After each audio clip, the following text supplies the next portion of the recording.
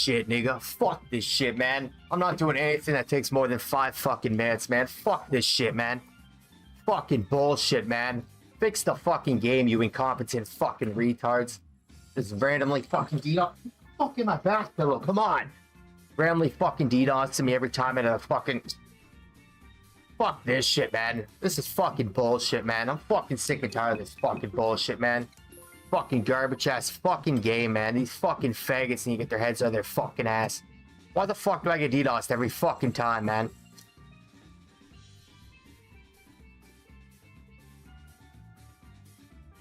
Fucking assholes, man. Get your fucking heads out of your fucking asses, you fucking clowns.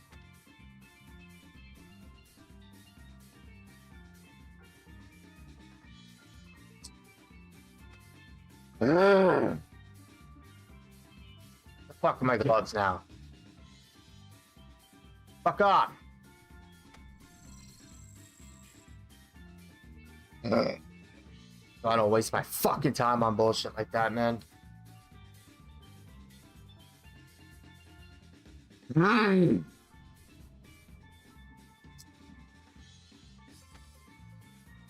That's why you'll never catch me doing the fucking Inferno, because it takes longer than 5 fucking minutes and my shit will fucking disconnect and kill my fucking dumbass. Fuck this bullshit, man. This is fucking gay, man. Fucking disgusted, man. Absolutely fucking disgusted in this fucking shitty ass fucking game. These faggots won't give me a glowing fucking hole at Del Boss. These faggots won't give me fucking any fucking purples at fucking Tower. They're just disconnecting. Fuck off, you clown ass bitches. It's fucking disgusting, man. The same fucking shit over and fucking over. Fucking bullshit ass fucking increased drop rates. Bull fucking shit, you clown ass goofs. Straight the fuck up. Bull fucking shit. Get your heads out of your fucking pathetic asses. It's fucking disgusting, man.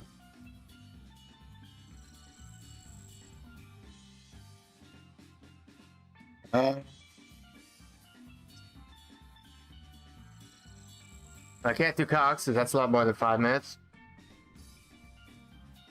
Already beat the armor. Ah, please.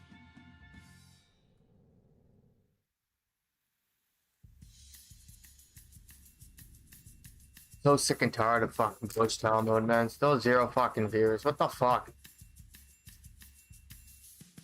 Like, this is fucking stupid. Why the fuck am I even streaming? Like, it's fucking dumb, man. 11 fucking years, still 0 fucking viewers. What the fuck? How is that fucking fair? Busting my fucking ass, non-fucking stop. Nothing, no hard work pays off. Nothing to fucking show for it at all.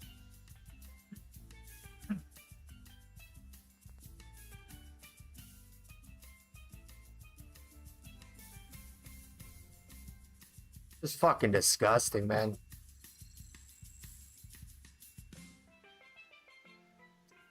Unfair as shit.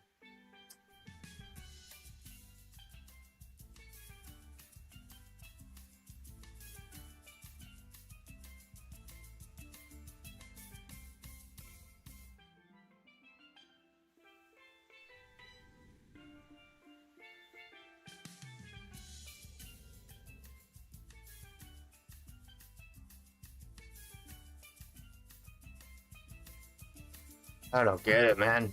What the fuck do I have to do for 1 fucking viewer?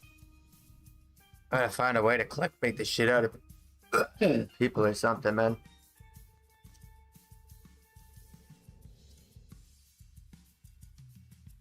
Oh well. Let's go get my 99 prayer, thanks. Actually, no, that probably glitch out if I try to do that.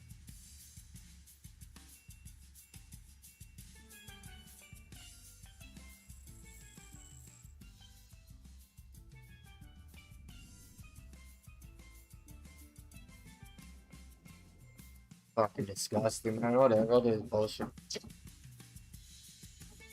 Stupid ass fucking dog boss bullshit again. I won't get shit, but, you know.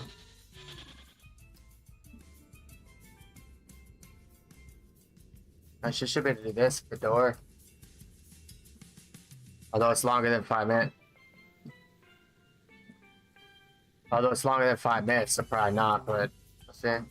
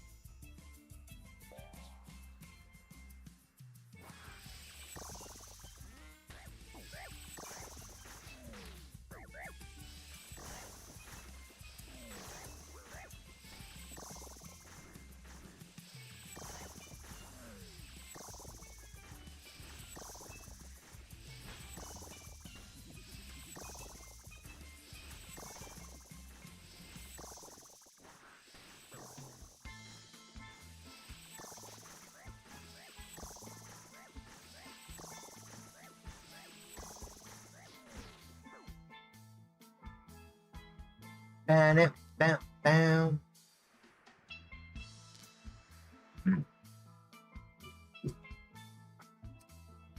It's been 11 cold dark motherfucking years. Everyone hates me like stolen chandeliers.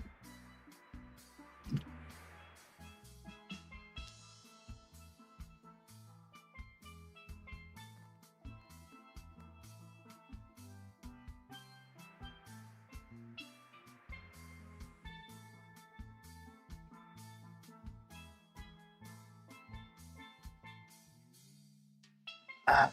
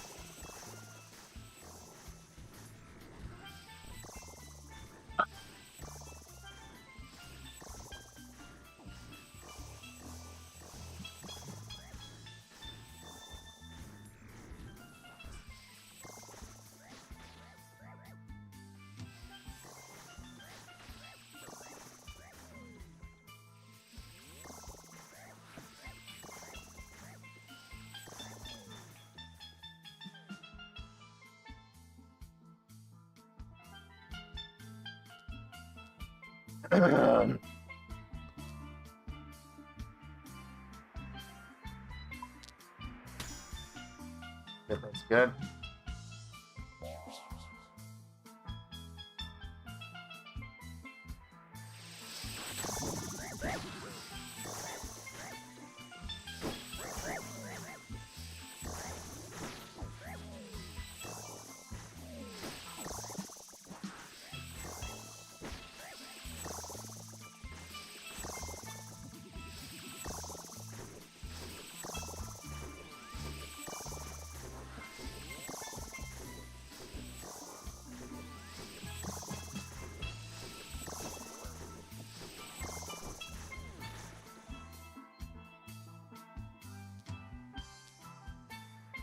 End stacks?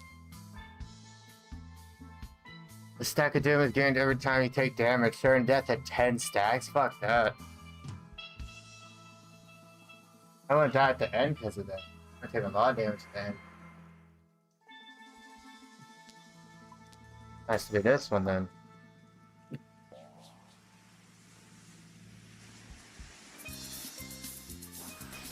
I'm gonna step out today, man. Come on, like.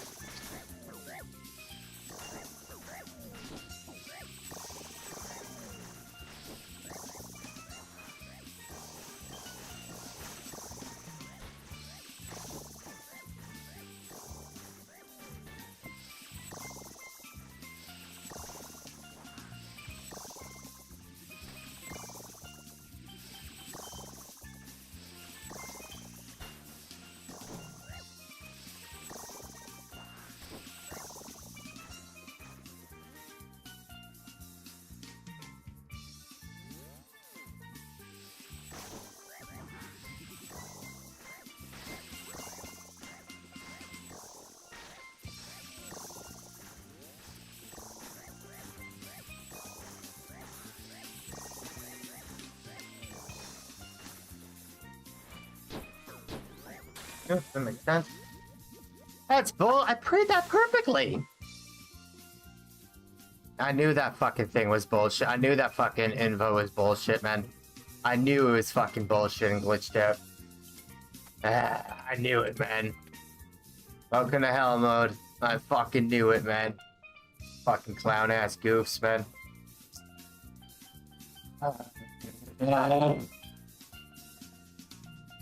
Fucking disgusting, man. I can't do fucking shit without a fucking DC and their fucking bullshit happening.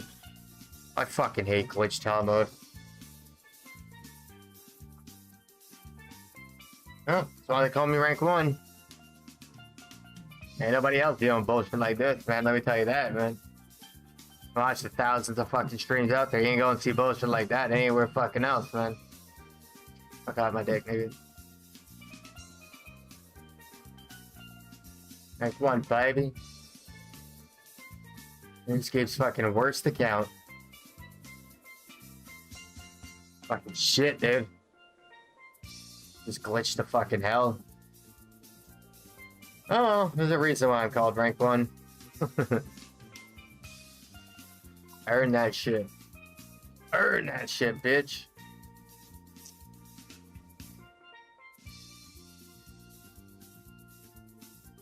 Becoming Mr. Rank 1. Let's tell them both. Rank 1. Aw, my M doesn't fucking work. Are you fucking kidding my fucking black dick, nigga? Really? I can't fucking do... Fuck this shit, man. This is so fucking gay, man. So sick and tired of the world's hardest fucking life. I deserve a fucking break, man. Nobody else has fucking dealt with a fucking life this fucking full of bullshit, man. I'm fucking sick of this shit, man. Fucking bullshit ass fucking life. Didn't he even act lol?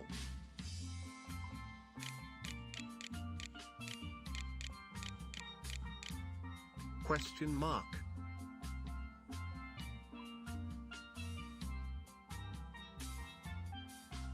Join E for C. I can't even write fucking... CC for C. I can't even write C. Fuck. I'll just use the on-screen keyboard. Whenever.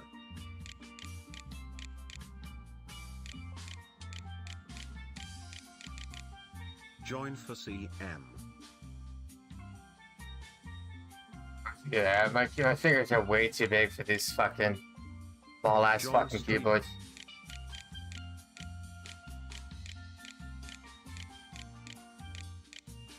Join me for CM. Yeah, so when I use them like this, my fingers are way too big for these keyboards, man. If I had F keys on my fucking thing, I probably wouldn't even need a keyboard at all. But this thing doesn't have F keys.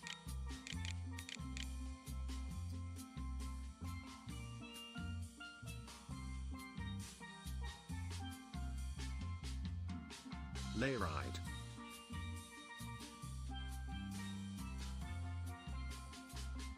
Let's go.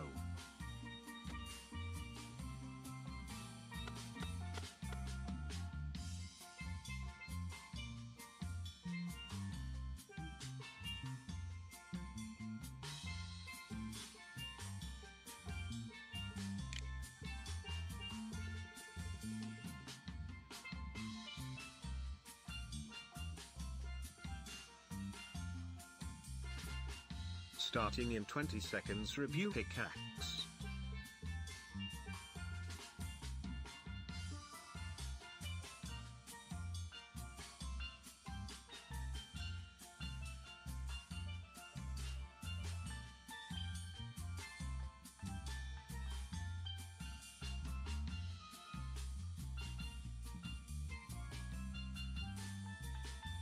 Please don't park E.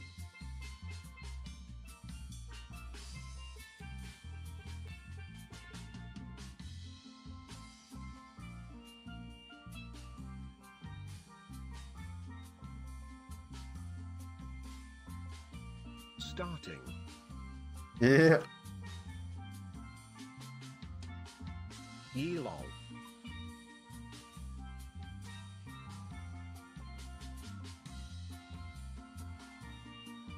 What a pussy, I'm dude. kinda scared, THB.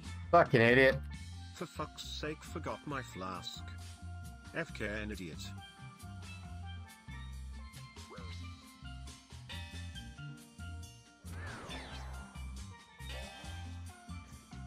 Hey, left. What a troll, dude. Why can't I fucking attack? How's it off? I didn't die. How's it fucking off? Bro, fix the fucking game, bro. This shit's fucking... The leagues has been a fucking disaster, man. These incompetent fucking developers, man, they get their heads out of their fucking asses for 1 week a fucking year. This shit's fucking disgusting how pathetic these fucking clowns are, man. This league has been fucking shit, dude. I'm fucking disgusted by these fucking clowns, this fucking league, man. And they did a sailing update, and they tried to do another one, but had to backpedal because they realized they fucked up horribly with fucking a new fucking mining and smithing method. Like, what a bunch of fucking clowns, bro.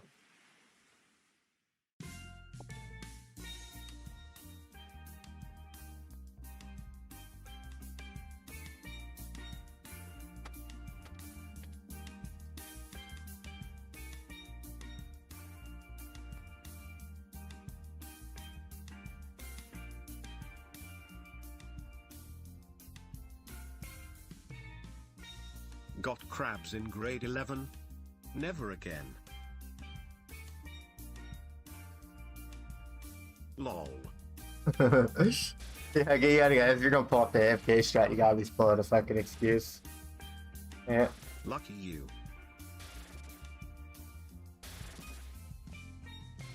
Back to wine.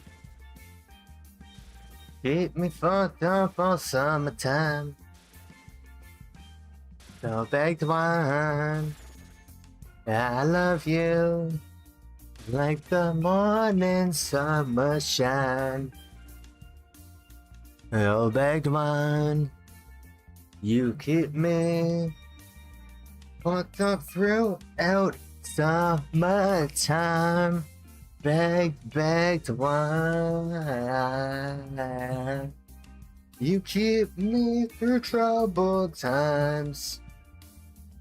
I love you, back to wine. You help me through those hard times.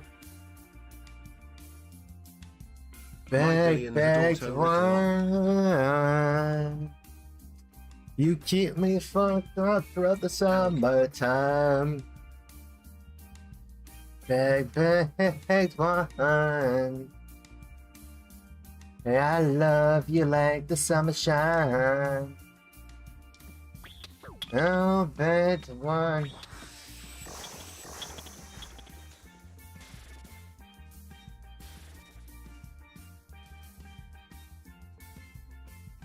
Oh, back to wine. You keep me fucked up throughout summertime. Nice. Go to Middale.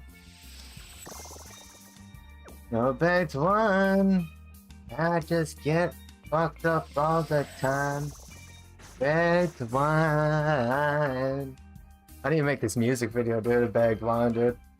It's gonna be so fucking awesome when we walk around downtown Toronto getting fucked up off a bag of wine.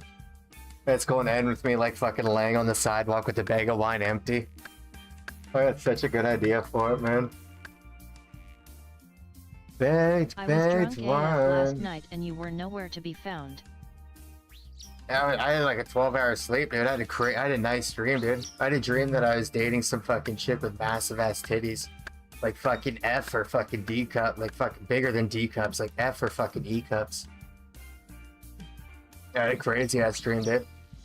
Unfortunately, it wasn't a wet dream, which kind of sucks, but oh well. BTW, are you actually streaming? Yes, sir. Yes, sir. Daily.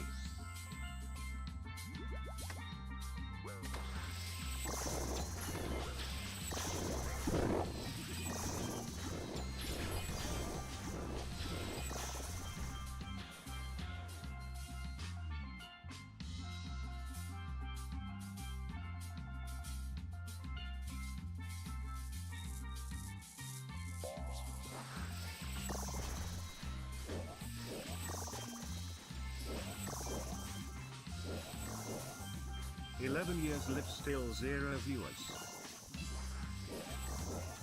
Colon.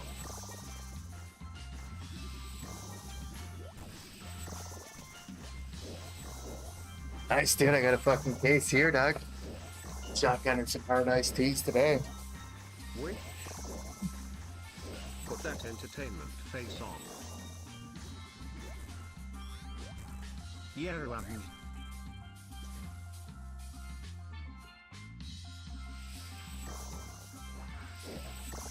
Name? Ultistray? I can't type, man. I got drunk and somehow conned myself into helping another Twitch streamer do Secrets of the North Dale tonight. for jail it. Fuck, my I M key gotta doesn't work. coach him through the Mispa fight.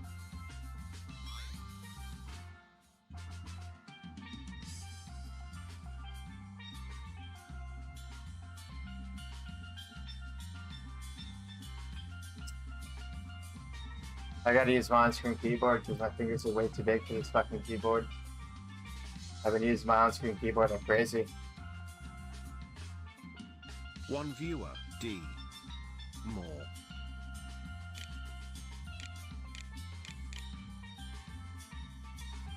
Dale from jail it. Yeah, finally got a veer, dude. Hell yeah. Finally got my boy fucking all the way from Alabama. I had to call some allies from Alabama. All the way down in Alabama. Where the cost of It's living me, is I am low. one viewer. Yeah, you're number one, dude. Hell yeah. You're number one, dog. Let's go. On a Sunday, you're number one. Let's go.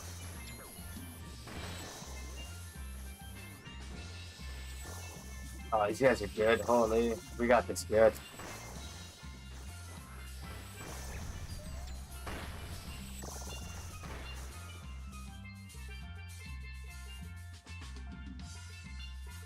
Go green.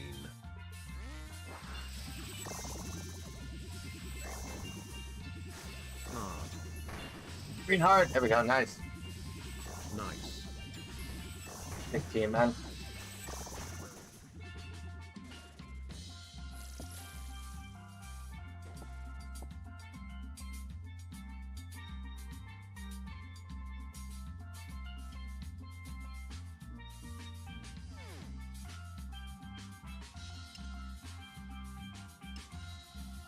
Nice, dude. These guys are pretty good, dude. Like, I can lead teams, dude. As long as motherfuckers listen, that's the only really time they need to listen, right?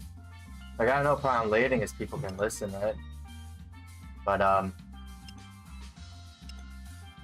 some people are really fucking stupid and they can't listen. You gotta tell them shit like 10 times. Because I work as a team lead for my landscaping, job. And, yeah, that's really common there. So I think we need 100 in this room overall as a team.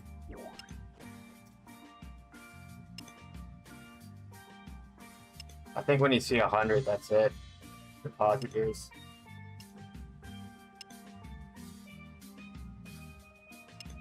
Yeah.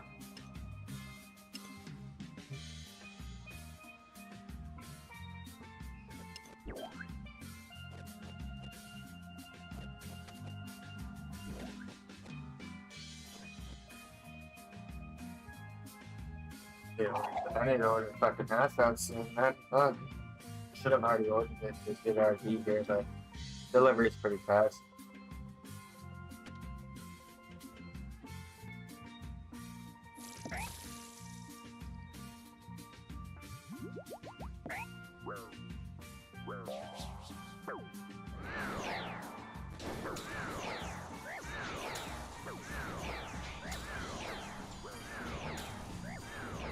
Don't die. Oh! Holy! Holy, dude! What the fuck, dude? Holy! Oh my god, dude! I don't even know what the fuck happened there, dude. I think he procced my fucking redemption, and I was like, fucking, he kept fucking hitting right through that. Holy! That was close, man. That's as close as it gets, chance.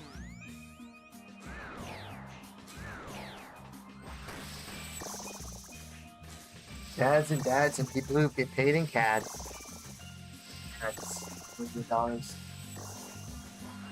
Shotgun another beer because my thing's wearing off. My buzz is wearing off. We got a lemon hard iced tea. Chad, bro. Look at this Chad.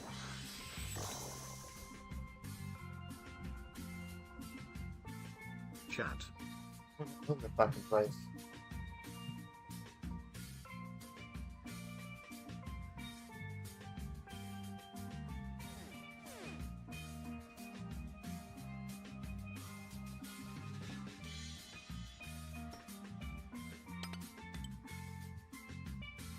Cheers, dog.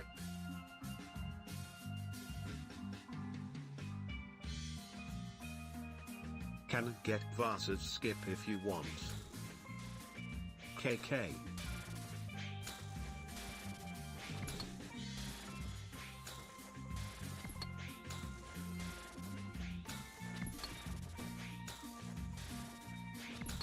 Yeah.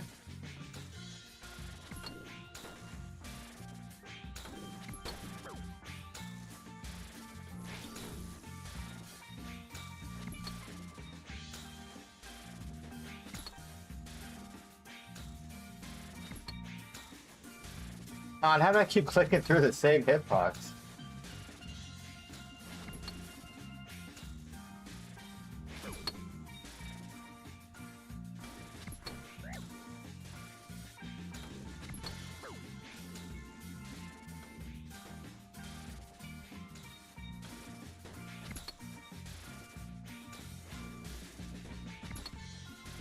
Dude, I'm gonna try to find oh yeah, those fucking those gloves are sick, dude.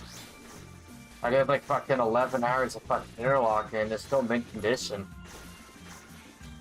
The flexi glove, the flexi whatever the fuck they're called glove. I did fucking 11 hours straight of fucking interlock and they're still mint condition. That's crazy, man. They're probably made out of fucking American Teflon or something like that.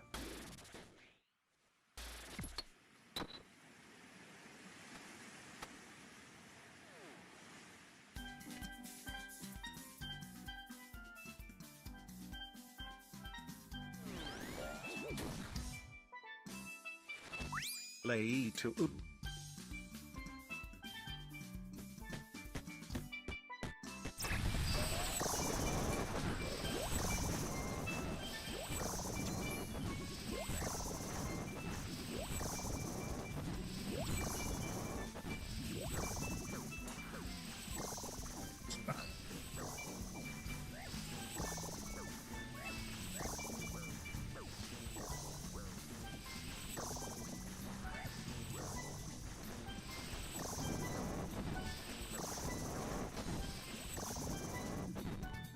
The seed loads. You're fucked, kid.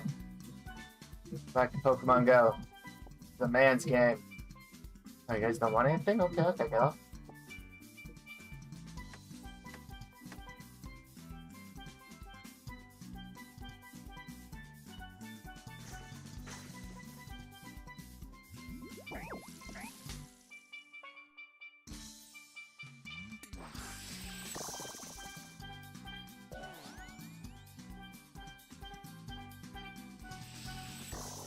I can make.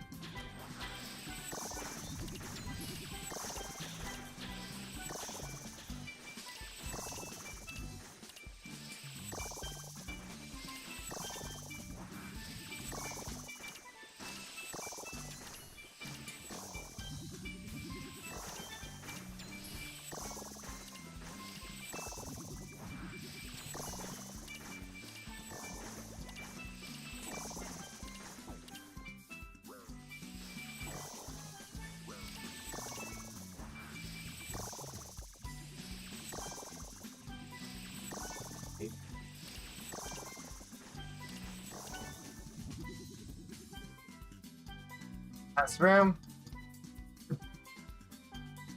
For the baby.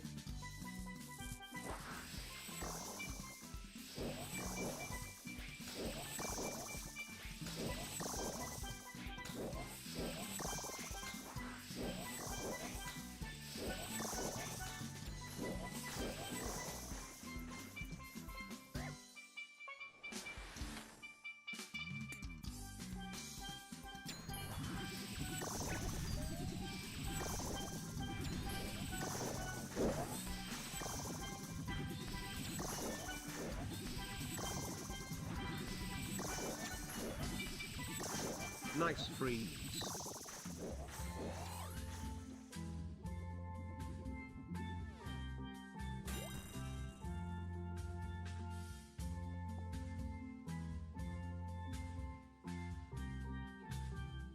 Fuck did I get Earth Runes? What the fuck? Where the fuck did these come from? What the fuck? What the fuck? Alright, go kill Big O.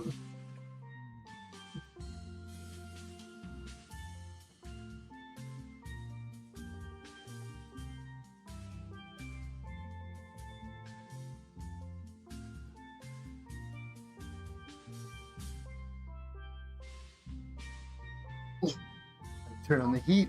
Weekend's fucking cold as fuck. Big rainstorm and it's cold as fuck. I had a power outage twice yesterday.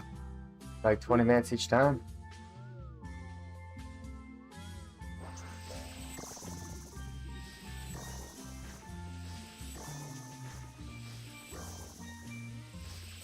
Crazy that we've had multiple internet outages and multiple power outages and it's only fucking spring in Canada. We had none during the winter. It was all during spring. Again, that's Canada for you, man. You don't go to Canada if you want nice weather. You do not want to go to Canada. That's a complete fucking opposite of the place you want to go to. You do not want to go to Canada if you want nice weather. Let me tell you that, man. If you like having fucking sunny days and fucking nice weather, Canada's not your place.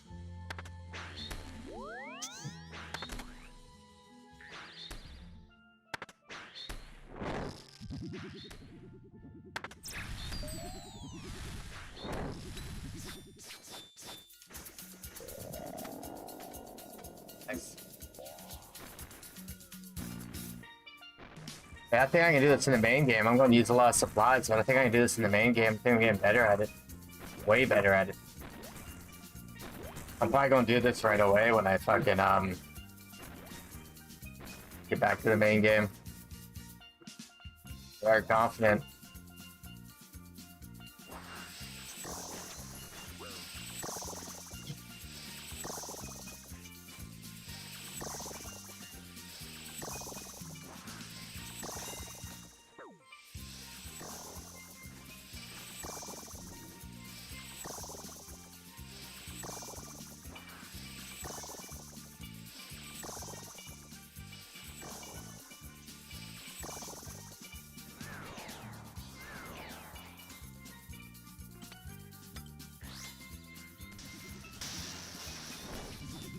Confidence and competence.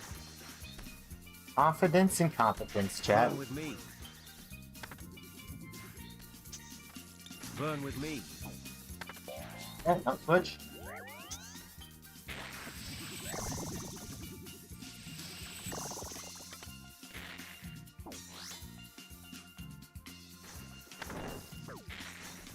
Five, holy.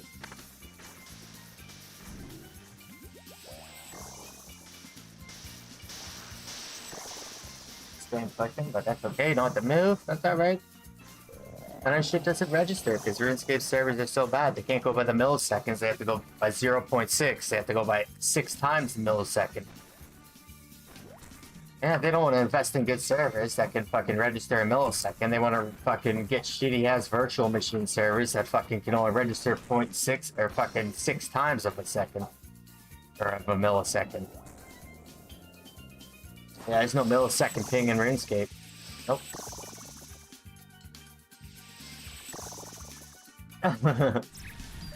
The servers are so bad, they fucking made up some bullshit ass fucking tick system where it's fucking basically 6 times a millisecond for one of their fucking servers to register. I bet they're like, yeah, our servers are fucking trash, dude. He's like, yeah, fuck it, we'll just make up some tick system. The shit registers every 6 seconds. 6 times the fucking average server. 6 times any other website in the whole fucking world registers the fucking thing.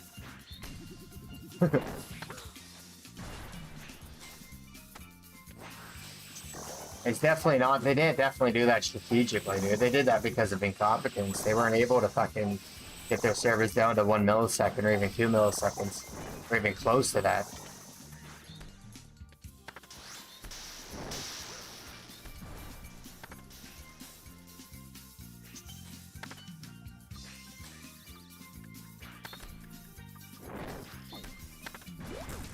Fuck, this guy just killed me. I don't think these idiots know where to fucking stack yet.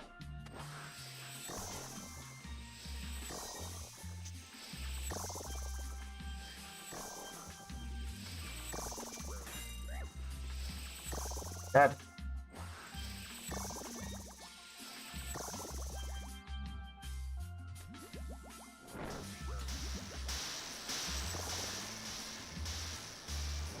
Yep.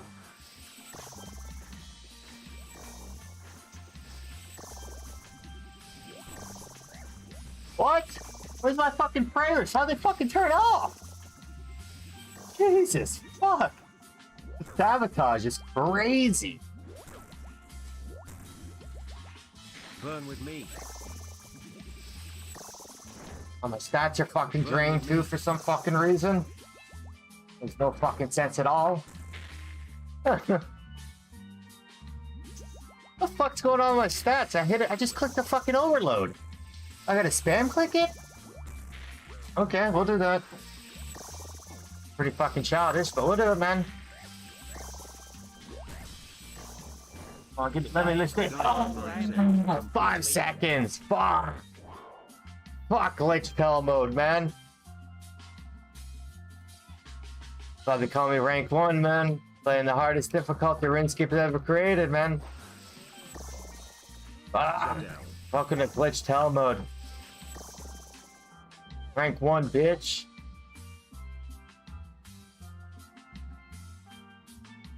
I don't do this shit, man. It just gives you duplicates. It doesn't give you fucking anything good. Rank 1, bitch. Yeah, I'm not doing this shit.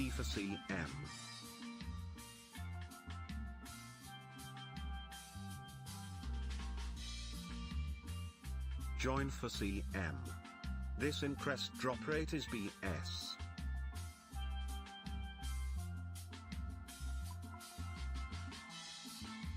Dude, what do you do? Why you always fucking... What do you mean? I didn't fucking click join fucking channel or invite person. What do you mean? Join for CM. Fix the fucking game, you fucking retards. These assholes give up on this fucking game mode and just go straight to fucking back to fucking their bullshit ass fucking sailing. Nobody's fucking sailing, you clown ass goofs. Nobody's fucking sailing, I can guarantee you that. Nobody's been sailing because you guys fucking did a horrible fucking job with the skill.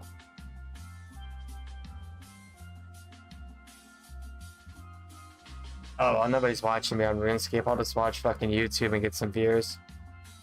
People don't like watching YouTube or RuneScape anymore. They just prefer to watch YouTube. Or if somebody watch it close, bitch. I really gotta spam click that shit to close it. Childish, but. Oh yeah, I need to order some weed, man. I'm gonna show you guys the website.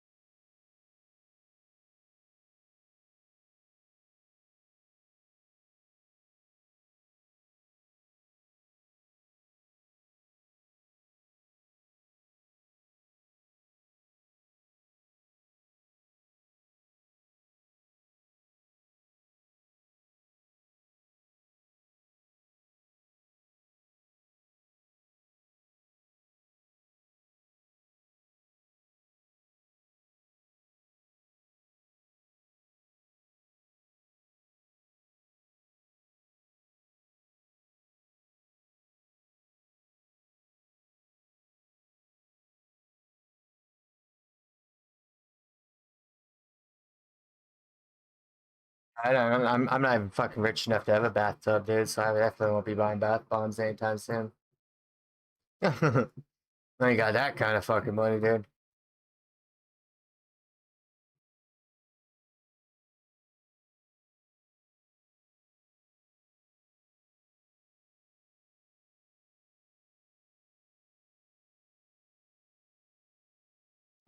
Two thousand skills and earns case which is rounds, dude.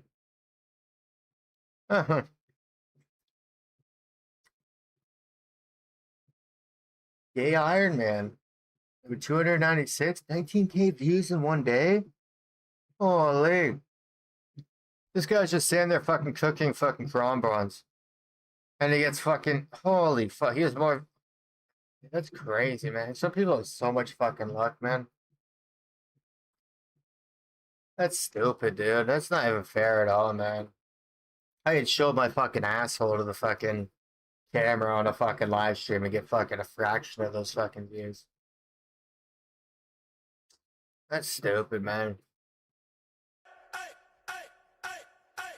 Yeah, some days feel unfazed, like when I'm with my friends with a cup raised. And on Monday, got a gun raised, suicidal to a die until hump day. Then I go right back at it like an automatic. More drinks, more songs, more beats to rap. I need a shrink, I'm gone. More time keeps passing, no watch, no thoughts at all. Just a hat, new era.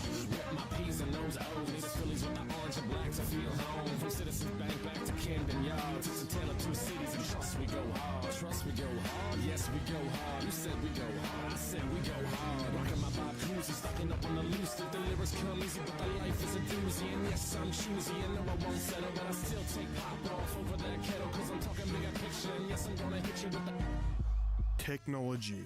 Without it, we'd be f***ed.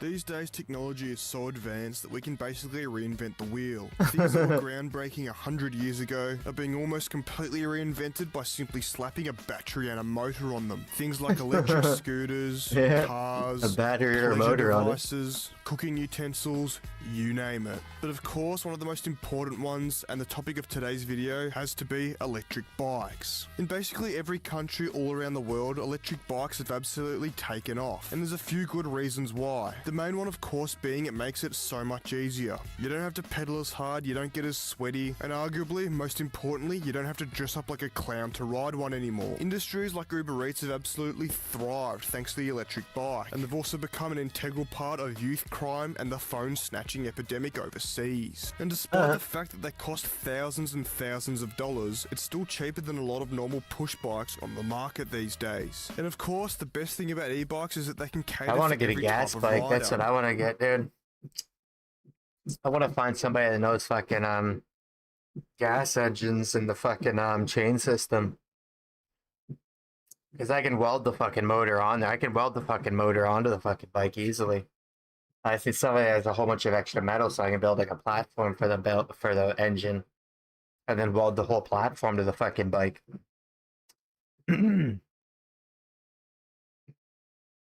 Yeah. I could do it, but I just don't know half. Like, I know the weld, I know the hard parts of it, but I don't know like the fucking technical parts of it. Like, I don't want to throw in an engine that's going to fucking destroy it and fucking fly like fucking crazy, right? I want to throw in like a medium tier engine and maybe fucking learn more about the engine and work my way up, right? But yeah, gas bike. I'd rather have a gas bike than an electric bike for sure, man. You're a junkie who's traded in the glass don't want no Harley for an quiet-ass e-bike that fucking you bike. pinched off the side of the road, a businessman on the way to work, an Uber Eats driver who forgot to put their Google Maps on bike mode and ended up on the Westgate Bridge, or a child who either has rich parents or pinched it off somebody else. Alright, let's see what we just ordered.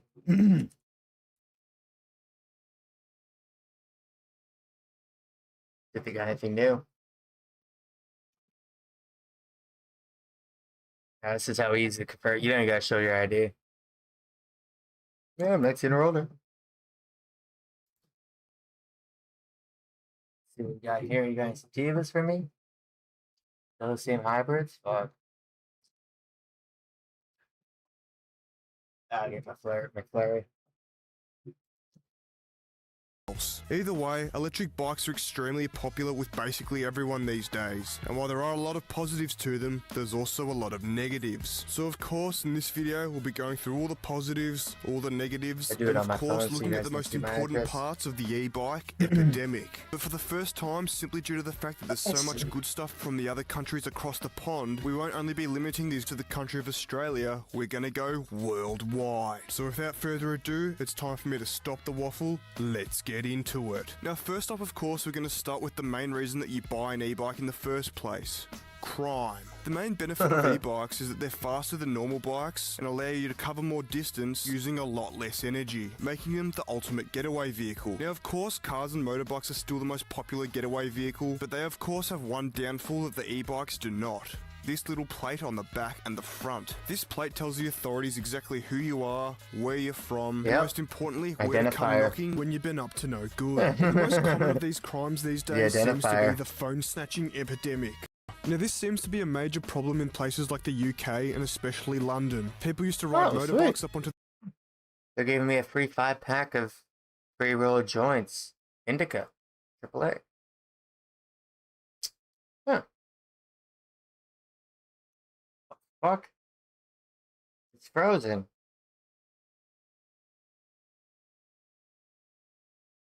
What the fuck? It's not.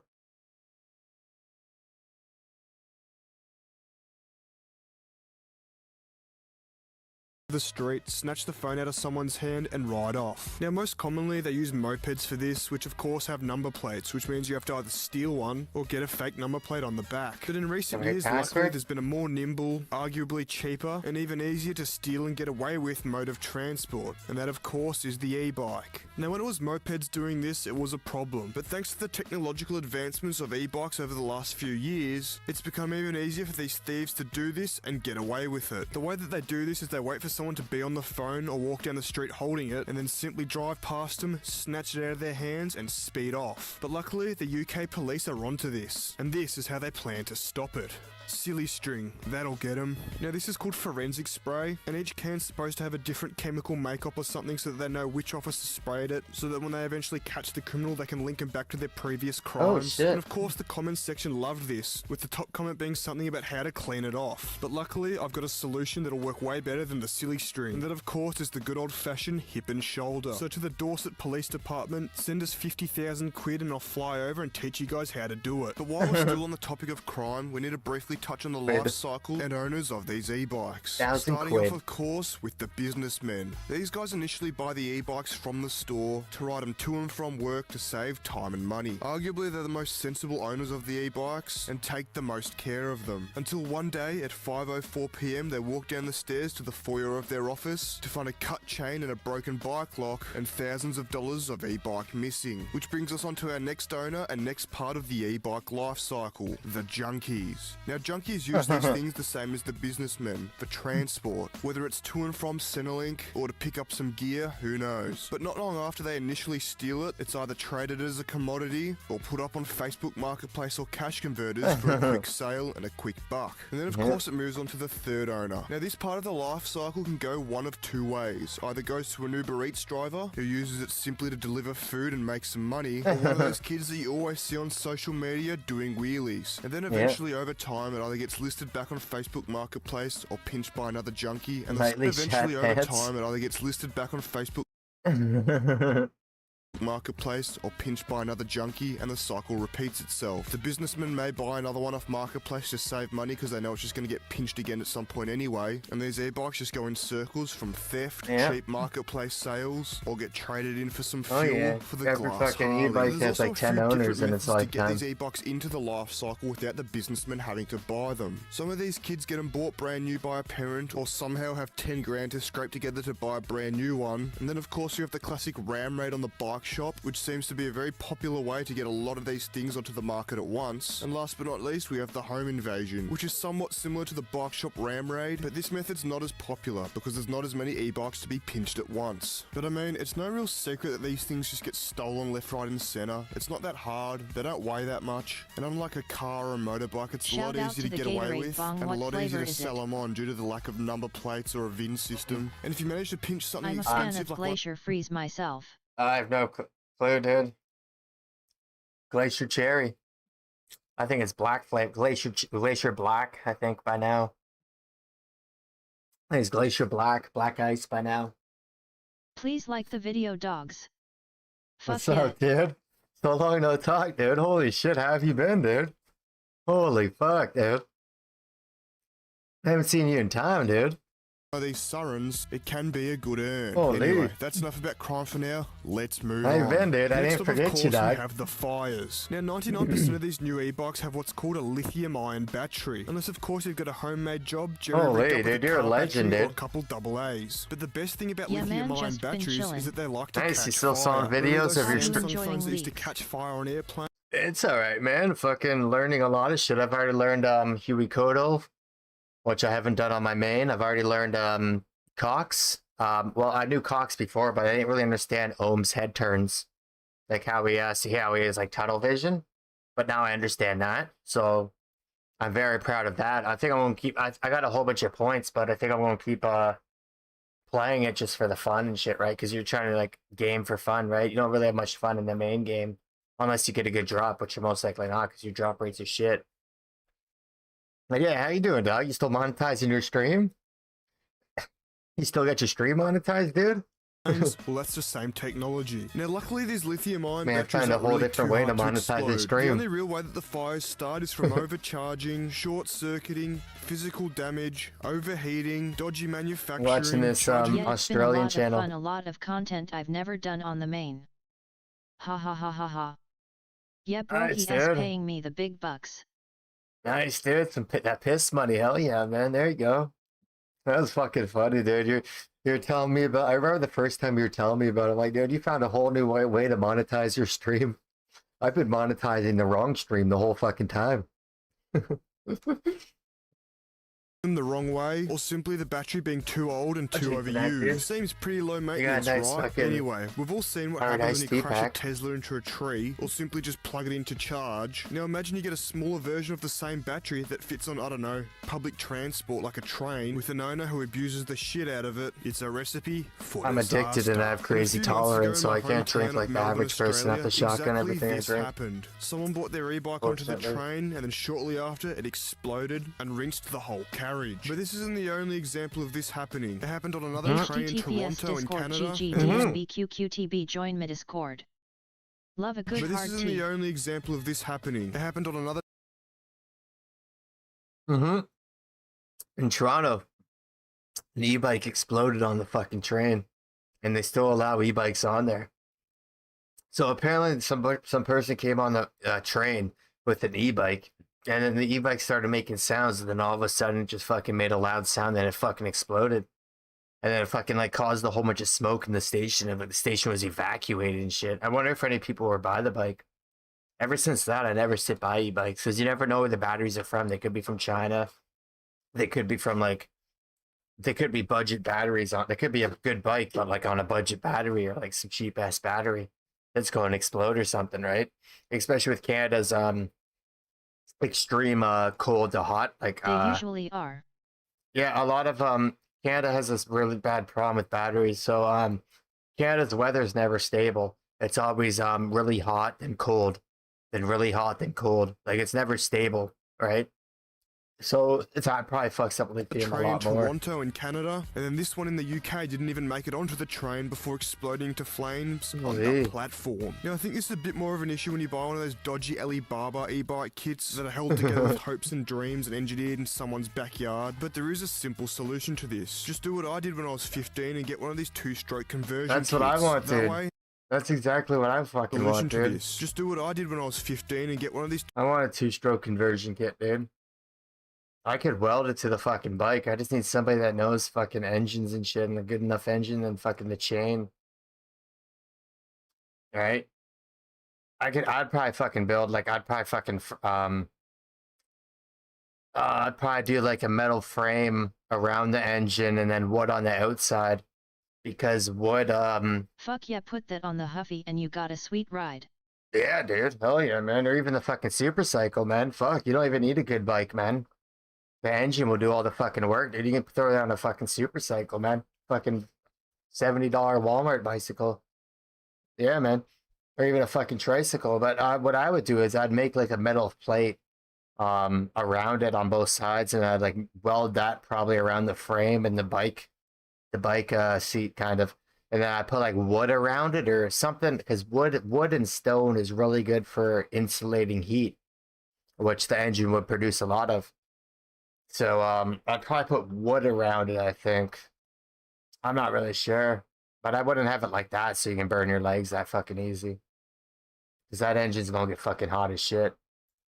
two-stroke conversion kits. That way, the fire stays on the inside. Anyway, let's move on. Now next I want to briefly touch on those hire bikes that you see scattered on the footpaths, roads and waterways of basically every major city these days. I've briefly touched on it in the past and I've talked about the electric hire scooters, but never the bikes. The main problem with these is the old classic not my problem philosophy. Simply put, people can, will and do abuse these things regularly due to the simple fact that if they don't get caught, they'll never have to face the music. Let's just say they have a lot of fun with these things. Now I may or may not have donated a few of these things to the Port Phillip Bay in my teenage years, but of course I'd never admit to that in front of thousands of people. Yeah, good seeing you, dude. I'm well aware that this You video too, is man. now like Happy 7.5 Sunday. Good minutes seeing you, long. I've dog. spent most of it whinging about e-bikes Keep and streaming, complaining that dog. they're not Keep good, but monetizing I your actually stream, like dude. e-bikes. I'll admit now that You're a I hate legend, electric dude. I'll never cars with a forget about passion, you. But the torque, power, convenience and performance that you get out of e-bikes is actually pretty cool. Whereas electric cars are just shit and the only thing they have going for them is the acceleration. So now we're going to get into some of the benefits No, that electric e-bikes cars bring. suck because if you ever get in a pursuit with police,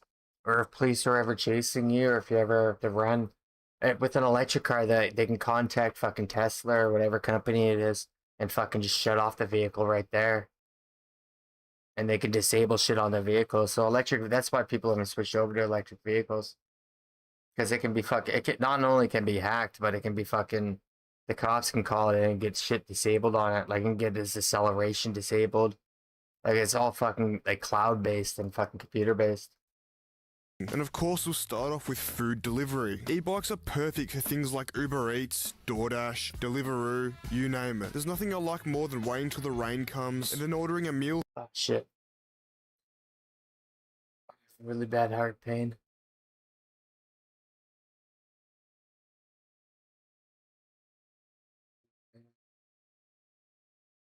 Oh, shit.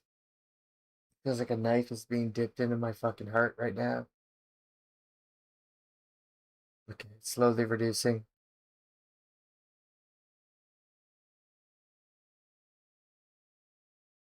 I think I'm good.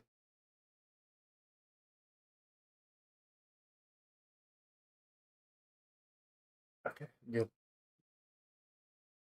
Fit for a king for about 80,000 USD and getting some poor bastard to ride through the rain on his e-bike and deliver it to my front door. All jokes aside, e-bikes are great for things like this and driving to and from work if you live in the city or something, and electric dirt bikes, while still not as cool as the 2-stroke and 4-stroke equivalents, I think are pretty cool. But while the Yeah, electric combustion dirt engine bikes are and the good fucking old crazy, fashioned but push they're bike like, have been around forever. an electric dirt bike is like $4 grand. They're fucking sick as shit, but I don't want to be riding something that's high speed that doesn't make sound at all. If I have a motorcycle or a dirt bike, I want it to be fucking making so much sound so cars know where the fuck I am. I don't want to be fucking sneaking up on a fucking car and the guy's not checking his fucking rearview mirror and he fucking just fucking clips me and I go fucking flying 50 feet. Right?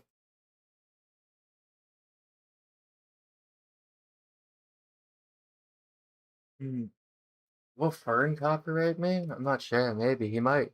Because it's like a massive team.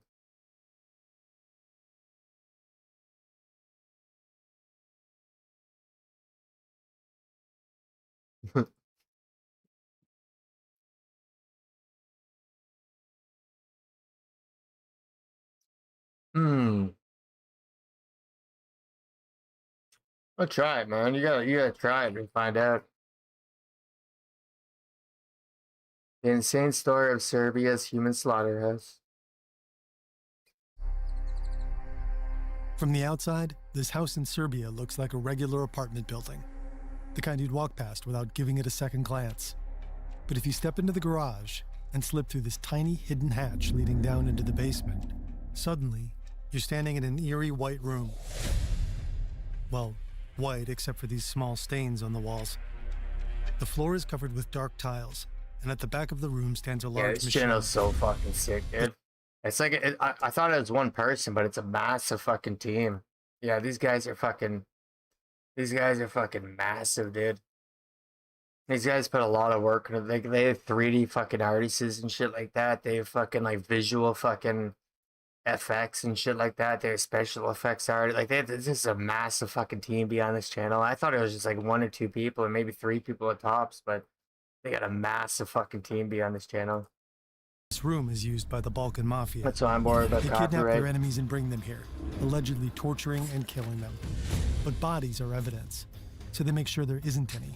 Reportedly with the help of an industrial Like right now, you see a editor, you see a 3D effects artist, you see a writer, you see a voiceover artist.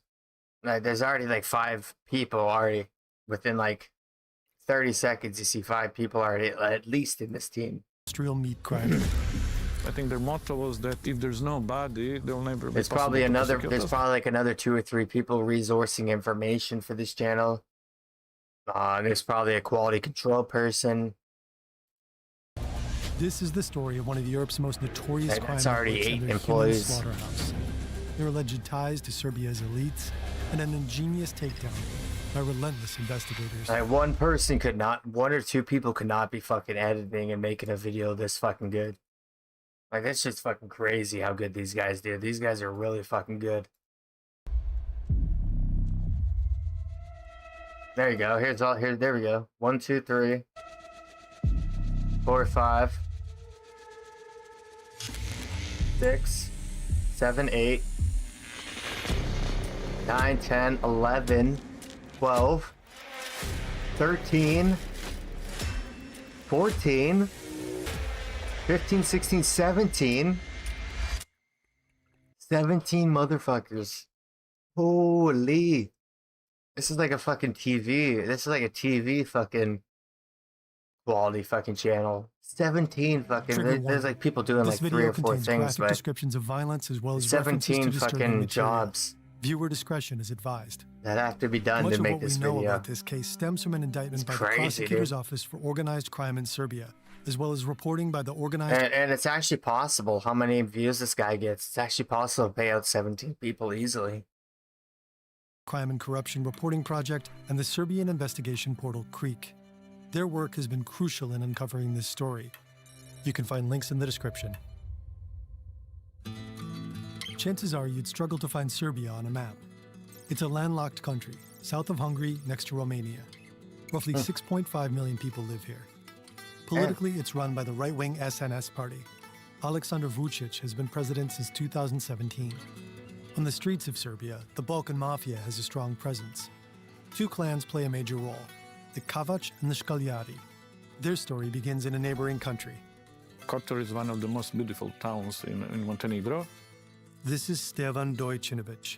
He's the editor-in-chief of the Serbian investigative portal Creek. They have really has a huge old town, which is really nice, and it's a popular tourist area. And there's a lot of basically sailors that actually coming from this town. In the 2000s, a single criminal group called the Kotor clan operated here. It was under the rule of drug lord Darko Šarić. For more than a decade, he controlled a significant share of the cocaine trade into Europe, until he was arrested in 2014.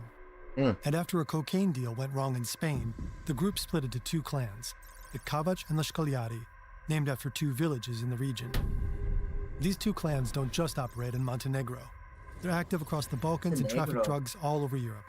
So basically the role of Balkan And that organized means crime Black group Death is to or something transport like that. big amounts of drugs from South America Monte. to Europe, and then usually they sell these drugs to European gangs. They will not deal with distributions. No, The Kavač and the Škaljari are locked in a violent conflict. Morte means This death. basically means they're hunting each other down. I cannot even count it anymore, but it was definitely more than 100 murders were connected in this war of these 2 gangs. More than 100, definitely. And then in different countries, they found groups to join one another side. Like in Bosnia, some of the Bosnian criminal groups joined more like Škaljari, others joined the Kavač gang. As a result, the conflict between the Montenegrin clans has spilled over into neighboring countries: Croatia, Bosnia, Slovenia, and Serbia. In Serbia, they were looking for like local Serbian allies. They found, and as one of their most important allies in Serbia was this criminal group around Belivuk.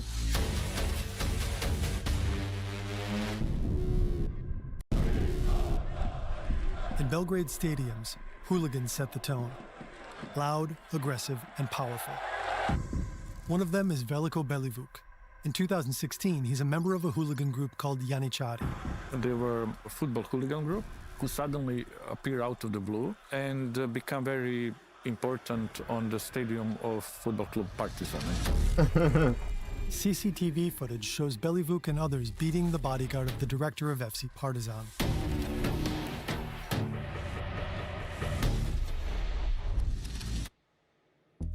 After Yanichari's leader is murdered, Belivuk takes over. According to the New York Times, he renames the group Principi because he acts on principle. But the name also carries an association with Gavrilo Princip, a nationalist whose assassination of Archduke Franz Ferdinand of Austria set off World War I. Over time, Belivuk transforms. He's no longer just a leader of hooligans. He became one of the top allies of Kavac gang. Principi begins to operate as a major outpost for the Kavac. In 2020, the war between the Kavac and the Shkoljari is still raging. Belivuk and his group play their part in the war on Serbian soil. And they come up with an idea, one that takes the violence to a whole new level. They start looking for a place to kill and destroy the evidence. They found a house which was very close to the river, on the outskirts of the Belgrade. This building will become their slaughterhouse. Inside, they set up a torture chamber. This is where they'll bring their victims, mostly members of rival gangs. So it's really perfectly hidden. Inside of the house was like normal house. But if you manage to open this wall, then you have small corridor. And then what waits you under the stairs will be like a big room, which will be usually wrapped into the plastic. Oh, sure, for the murder, and with one chair, that's all. For me, more scary part than this was actually how they were like bringing victims. Most of these people actually lured inside of the house. One of the victims is a man we'll call Luka Maric, not his real name. He's a leader of a rival partisan hooligan group and an important associate of a man called Filip Korac. Now, Filip Korac is an important organized crime figure from the Serbia who sided with Shkader gang. That means Luka has ties to the enemy. In August 2020, his wife is making dinner and feeding their 2 babies. Luka heads out to buy guns. He was afraid for his life that moment, so he kind of felt something could happen. He wanted to buy new guns, most likely in order to better protect himself. Yeah. According to the indictment, he meets a friend he trusts on a dirt road beside an empty field. Luka doesn't know it yet, but his friend has betrayed him. Yeah. The meeting is a trap. Belivuk and his gang are waiting for him. Their modus operandi will be to find the person which is very close to you, which then they will make to shift the sides and start working with them. And then they will use somebody you pay your trust best friend after. Somebody you trust will pay him after. They will lure you. So this happened in this case. They jump him, tie him up, and take him to the slaughterhouse. Yeah. Then they drag him inside, with you, man. force him to unlock his phone and go through his contacts. The first moment he understood it, basically, he's done. According to the indictment, Belivuk and his gang begin to torture him. Afterwards, they behead Luka with an axe. They use his blood to write on his back, Korac, which was kind of basically a message for his boss, Filip Korac. Then Belivuk and his gang send a photo of the scene to Luka's boss. One of the messages reads, "Tick-tock, tick-tock, this is how you'll end up. We'll catch you." According to prosecutors, after that, Luka's body is cut into pieces and put through the industrial meat grinder. The remains end up in bags and are dumped into the Danube. River was the kind of final stage of dismantling the body, which started inside of the house when they were basically chopped the bodies and grind them through this machine until they literally become, let's say, mush. Liquid in a way, because then this liquid basically throwing in the river, which fishes eat. So literally, there was not even like small bone, anything that could be found. Then the bags, along with the victim's clothes and belongings, are burned. They decide to run the slaughterhouse because they believe that's the most efficient way to kill people and not leave the traces.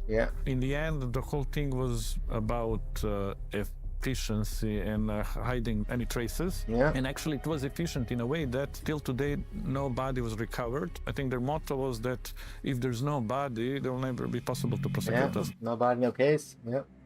Luka is neither the only nor the last alleged victim of Belivuk and his group. Zdravko Radojevic was lured in a similar way, with the promise of buying a gun. The prosecutor claims he also ended up in the meat grinder. And then there's Milan Lapoja. Milan Ljapoja was the highest level criminal who was killed in the slaughterhouse. He was like some old school mafia guy. He first made headlines in 2007. Back then, he was part of a group of notorious jewel thieves known as the Pink Panthers. It's like the group that Hollywood movies were made about. And Their so Black Dubai Panthers, job, the the Pink Wafi Mall Panthers. heist, was legendary. In just 170 seconds, they stole millions in jewelry and sped off in their Audis. But Nice. Interpol eventually caught up with them. DNA evidence linked Lapoya to the heist. He was You jump ultimately countries, arrested bud. and sentenced to 9 years in prison. If you got Audis, you After can that, jump he countries, returned to his man. hometown in Serbia and got in bed with the Shkalyadi clan. By 2020, he had a new job. He took role in one attempt to murder the leader of Kavač gang, Rado Zvitser, in Ukraine. Yeah, He was leave shot a couple countries, of that's times, the only but he lead managed you to get. survive. Lapoya was allegedly involved in planning the attempted killing. Now the Kavač clan wants revenge. Like Luka, Lapoya feels threatened. He starts looking for extra protection and considers buying an armored car. Belivuk and his gang hear about that and lure him into a trap.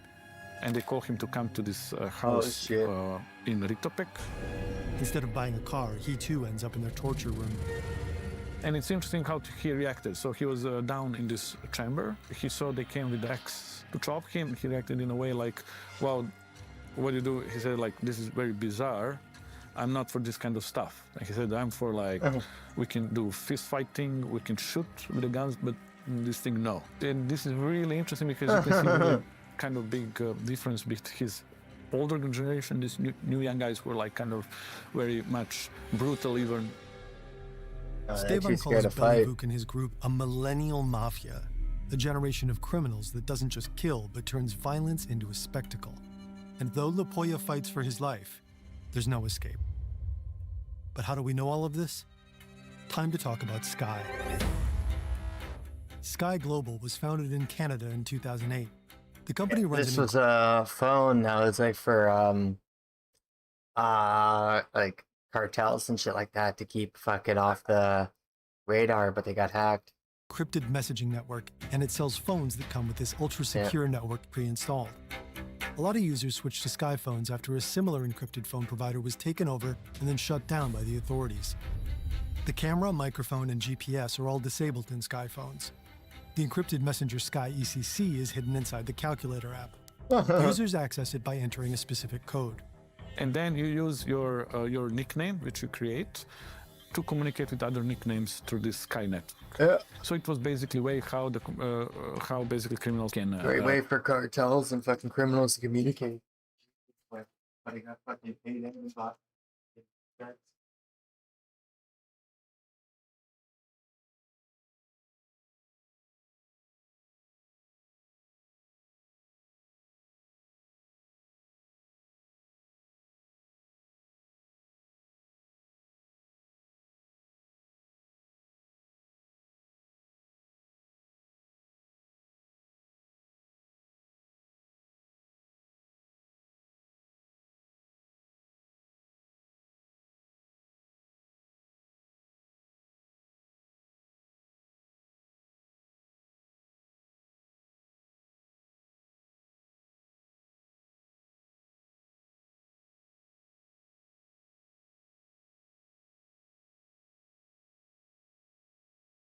The XGP. Speak. You can choose for your messages to automatically delete. If the phone isn't used for a certain period of time, it'll erase itself. Okay. There are also features like a panic password and a kill switch. The phones can be accessed remotely to instantly wipe all data from them. Damn. The company is so confident in its privacy protections that it offers $5 million to anyone who can break their encryption within 90 days. Sky phones are perfect for people who value privacy above all else. And they're quite popular with criminals. You can't just walk into a store and buy one. Yeah. They're distributed through a complex network of distributors and lower-level resellers. Yeah, you ain't gonna find This one man, known as the anywhere you Smiling try. Butcher, claims he was one of them. So he literally worked for the Sky company and selling their phones. It's unclear whether he worked for Sky Global in any official capacity, but he's the tech guy for Belivuk's Principi hooligan group, and he makes sure they conduct their business via the Sky network. Belivuk and his henchmen share messages and photos in group chats on Sky ECC. They think they're safe, but they aren't. In the late 2010s, police find more and more Sky phones in the hands of criminals, so they begin investigating the They hack network it. behind them. Authorities in the You got a whole Netherlands bunch of and France indictments discovered through that it. the global Sky communications network mainly runs through two servers. They're both located in a data center of the hosting company OVH in northern France. French authorities install an It's IP like these tap. burner phones come out with like fucking burner networks, but you can only use them for like a certain amount of time. The more data you stir up on them and the more illegal shit you have up on them, that's fucking like a bigger track list to you. If you drop the fucking number and move to the newest one, you just gotta keep jumping and shit like that. You can't stay on the same one for a long time. Or you're gonna and get the fucked. servers to monitor their traffic. The traffic is encrypted, so they can't read messages Yeah, but yet. the traffic stores But everything. analysts It find doesn't a way to copy overwrite. the server's memory. Through that, they obtain an encryption certificate. Using that certificate, French, Belgian, and Dutch authorities develop a method to decrypt Sky ECC's communications. Yep, that's This all you need allows is a them to read the certificate. user's messages. In 2021, a joint team of European law enforcement agencies gets to work. They spend several weeks reading Sky chats in real time. It's a rare moment. To them, it feels like standing outside in the dark, peeking inside a house. And suddenly, someone turns on the lights. More than that, it feels as if they're suddenly sitting at the dinner table with the criminals. The authorities intercept approximately 1 billion messages. According to law enforcement, about 170,000 Sky phones are registered worldwide. No, Each month, roughly 70,000 users actively in Canada, communicate eh? on the platform. Hey there, bud. Not in Some are Canada. Hey located there, in the bud. Eh? Americas, but most are in Europe. Yeah, they don't fucking About a quarter- set up us Canadians like that, dude. Yeah, I get some in America. Yeah, sure. South America, of course, dude. Europe, of course, man. But no in Canada. Yeah, Canada's fucking out there. We're still using messenger pigeons. Yeah. I got a pigeon that I feed crack if I want to fucking deliver a message to a fucking an illegal message. I gotta give him a fucking 5 piece of crack, so $5 down every time I want to send a fucking message, right? Not even fucking fair anymore. Right? Oh man, he gets the message fucking wherever I want it to go, right? Platform. Some are located in the Americas, but most are in Europe. About a quarter of all active users are based in Belgium and the Netherlands. Many of their messages, police say, cluster around one specific place, the port of Antwerp. Yep. We've already made a video about how Antwerp's port has become Europe's main gateway for cocaine, and how cartels recruit miners to break into containers and retrieve drugs for them. But a lot of other messages the authorities read come from an entirely different region, the Balkans. They also stumble upon the communications of Belyvuk and his gang, and what they uncover is horrifying. The prosecution has collected the nicknames that the criminals used in the app. In one of the chats, Belyvuk, using his nickname Soprano, writes, I can't wait to strangle him. and See, honey? Mexico in the middle of Belgrade. even when he's not around, he seems to be asking his men to describe the torture at length. Don't skip those juicy details for me. In the chats, Soprano approves kidnappings and killings with short messages. We're for it. The smiling butcher writes, He has already lost a finger and is badly ruined. But the idiot thinks he will get out. I've already skinned him well. and Boom. Mar hits him in the head. He got a brutal beating by them, bro. He was already seriously unconscious. Afterwards, bro, he was all black. He didn't resist much, didn't cry, nothing. He was in terrible shock.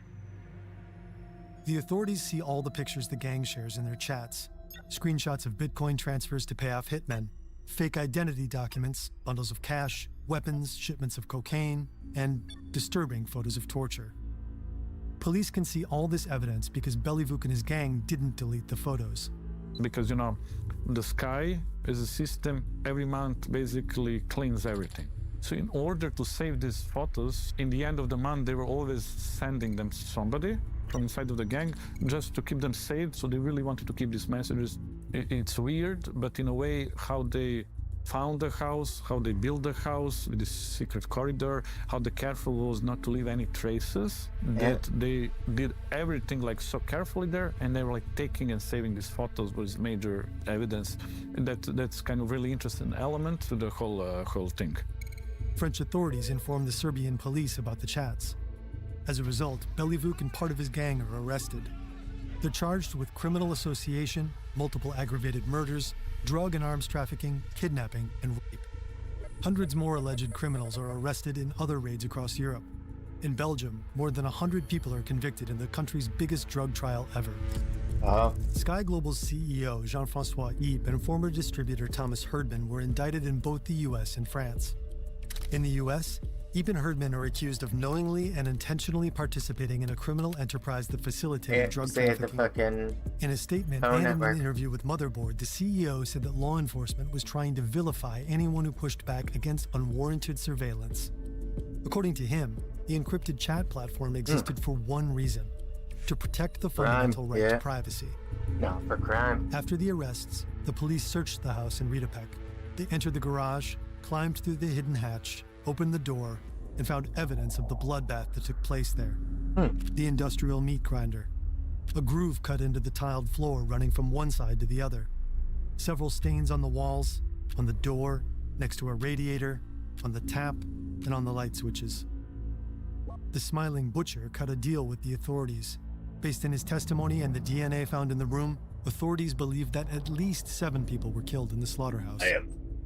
The arrest of Belivuk and his group was celebrated as a major victory for the Serbian authorities, and it also caught the attention of politicians. Danas smo razgovarali o razbijanju kriminalne bande Belivuk Miljković i sa velikim ponosom mogu da kažem da je ova banda razbijena. Dakle, ono što je naša poruka. S ovom bandom smo završili. The Serbian president seemed very pleased that Belivuk and his gang had been arrested. 15 Yet he minutes, himself is 17 accused of minutes having ago. enabled figures like Belivuk to operate under quiet These are protection for obviously- years. In 2006, Montenegro broke away from Serbia after a popular vote. The Serbian government under President Tadic followed reformist center-left policies. But ever since Aleksandar Vučić became president in 2017, he's been running the country more like an autocracy. Freedom of expression is limited. Corruption is rampant. The growing frustration with the government has fueled repeated protests over the years. At the beginning of Vučić's first presidency, demonstrations against dictatorship erupted. A year later, another wave of protests followed after an opposition politician was brutally attacked by a group of hooded men. In 2023, a school shooting sparked the Serbia Against Violence protests.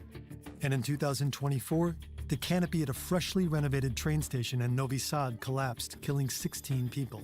And the reason for this is corruption, because of the corruption, everything was badly done. The train station was meant to showcase Serbia's progress, but instead became a symbol of everything going wrong in the country. Huge student-led protests aimed directly at Vučić's government erupted across the country. The authorities responded with violent crackdowns. In the year after the tragedy, more than 80 journalists were physically attacked. Vučić doesn't hesitate to deploy police forces against anti-government protesters. But according to Stevan, he's also using Organized crime figures which he's bringing against the protesters. We have government who basically This cooperates gives with Shia organized watching crime. his childhood on the big screen while having a mental it's breakdown. 2017, 2 years before they used the slaughterhouse. I don't know what that A murder means, shook dude. Serbia's capital, Okay. and Belivuk is caught up in it. The police arrest him and seize his phone. And they found Yeah, I'm not sure what that very means, interesting dude. WhatsApp messages inside. Yeah, my weed delivery's chats here. I'll end be up right in the back hands in of 2 minutes, guys. It's nothing bad. Yeah, that's what the fuck.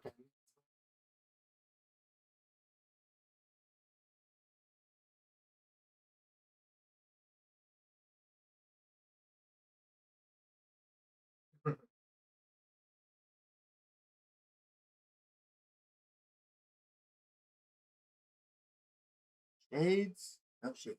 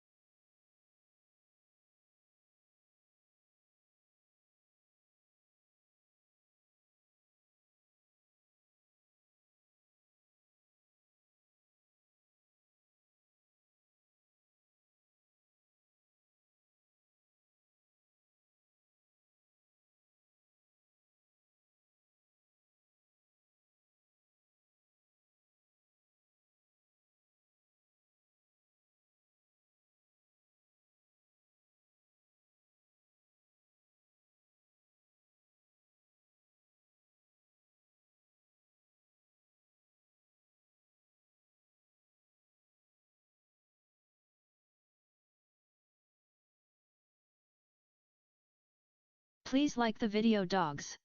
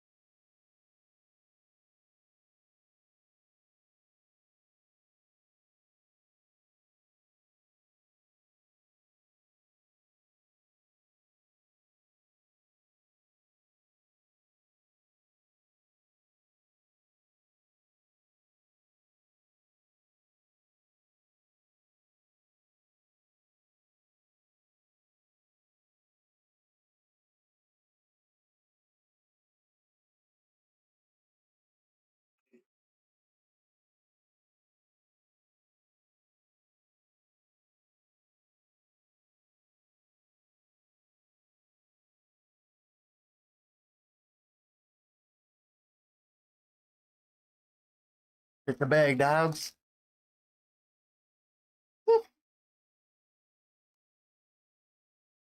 Damn. Pick the bag, dogs. Damn. You're set, dude. Holy. Got the Canadian grass on deck, dude. You set, dog. Holy. Prepared. Came prepared. Who start digging through them. They revealed that Belivuc has some powerful contacts. We found that actually Belivuc in that time was in direct contact with one really important member of Serbian gendarmerie. That's a specially trained Smells paramilitary more than my within the Serbian ex-girlfriend. police. This is his photo from army, but from army he moved to the police and he became one of the top persons in Serbian gendarmerie. And they were like daily, every day communicating, and we see from the messages basically he was approving and advising Belivuc what to do. Belivuc will say, I need to go after these guys. And he say like, no, keep quiet, or do this, do this. This member of the Serbian gendarmerie, according to the messages Creek has seen, effectively acted as Belivuc's superior. And from him, the trail led further up the chain. This gendarme guy, this police guy, was informing about everything. A person he calls Diana. Diana Krkalovic was general secretary of Serbian police, which means After the minister, she was number 2 in the police. Yeah. And according to Stevan, this top secretary of the police was informed about everything the police officer in Bellevue discussed. But it doesn't end there. When something really important is to decide, a police officer will say that besides Diana, also the boss and big boss are informed. They never mention who boss and big boss are, but following the logic of hierarchy, boss can only be like Minister of Police, which was Nebojša Stefanović. A big boss could be just President Vučić, who was top of everything. Belivuk himself later testified that his gang was organized for the needs and by the order of Aleksandar Vučić. Through his testimony, Belivuk explained all the favors that he was doing to the government and actually telling why it's important for the Serbian government always to have control over these football hooligan groups. According to Belivuk, his gang would intimidate anti-government protesters. During football games, they would stop fans from chanting against the president. Also, when Vučić making his own protests, he will bring hooligans to have bigger number in there. So literally government was using them some sort of like street force. The president denies all the allegations and says he never met Belivuk. What we believe that happened is that when the French police entered the Skyphones and when they found all these pictures and videos of the violence, torturing, dismantling bodies, and when the Serbia was informed, we believe that President Vučić understood that he cannot any longer work with the Belivuk group because he understood this is like become international issue, is big. So for this reason, we believe that eventually he basically arrested Belivuk gang. Belivuk and parts of his gang are off the streets, at least for now. But the system that backed them is still in place. Police officials that instruct thugs and work closely together with them. And a president who's accused of using hooligans to silence his people. So far, almost no politicians or police officers have been brought to court in connection with this case. President who controls the whole police, prosecution, everything, and in these terms, it's not possible that you have top officials to be prosecuted. Yeah. Top officials ain't getting prosecuted at all.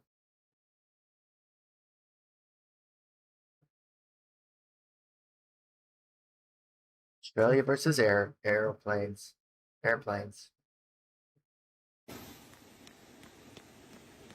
What the heck? Is he Widwee hitting the Gwitty in front of an A320 right now? Now that hasn't really got much to do with this video, but I had to watch it, so do you. Anyway. The Hood Classic. Strictly for the traps and trailer. Strictly for the traps and trunks. Air travel.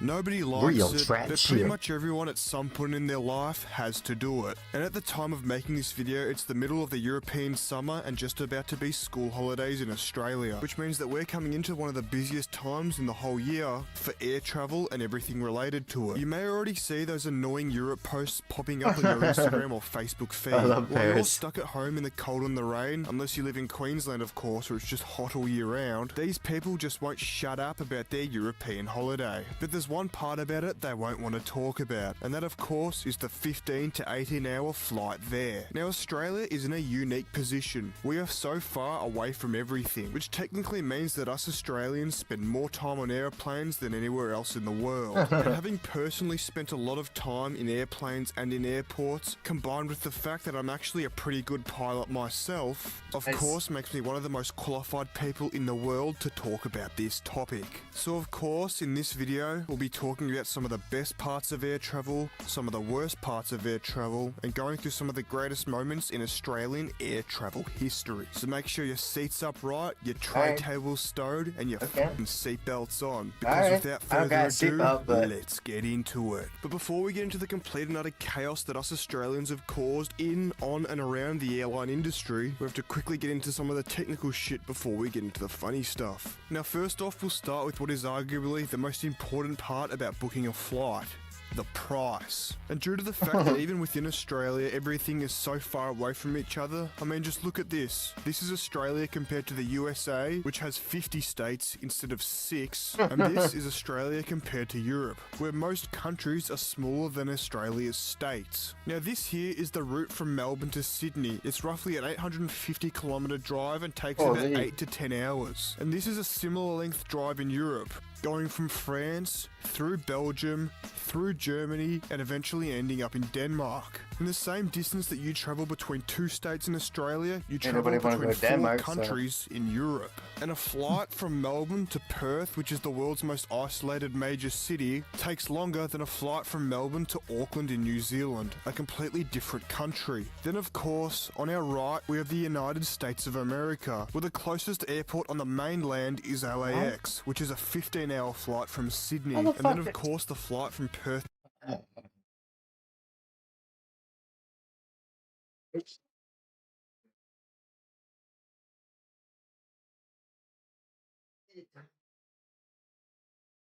That's plugged in. Go to my bitch. Oh shit.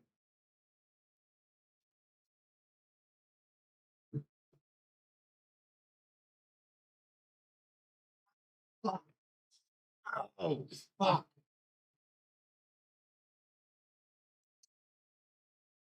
to London, which is the 4th longest continuous flight in the world. And these consistent long-distance flights mean one thing and one thing only. They're expensive. That flight specifically is $1,300 each way, totaling $2,600 for the round trip.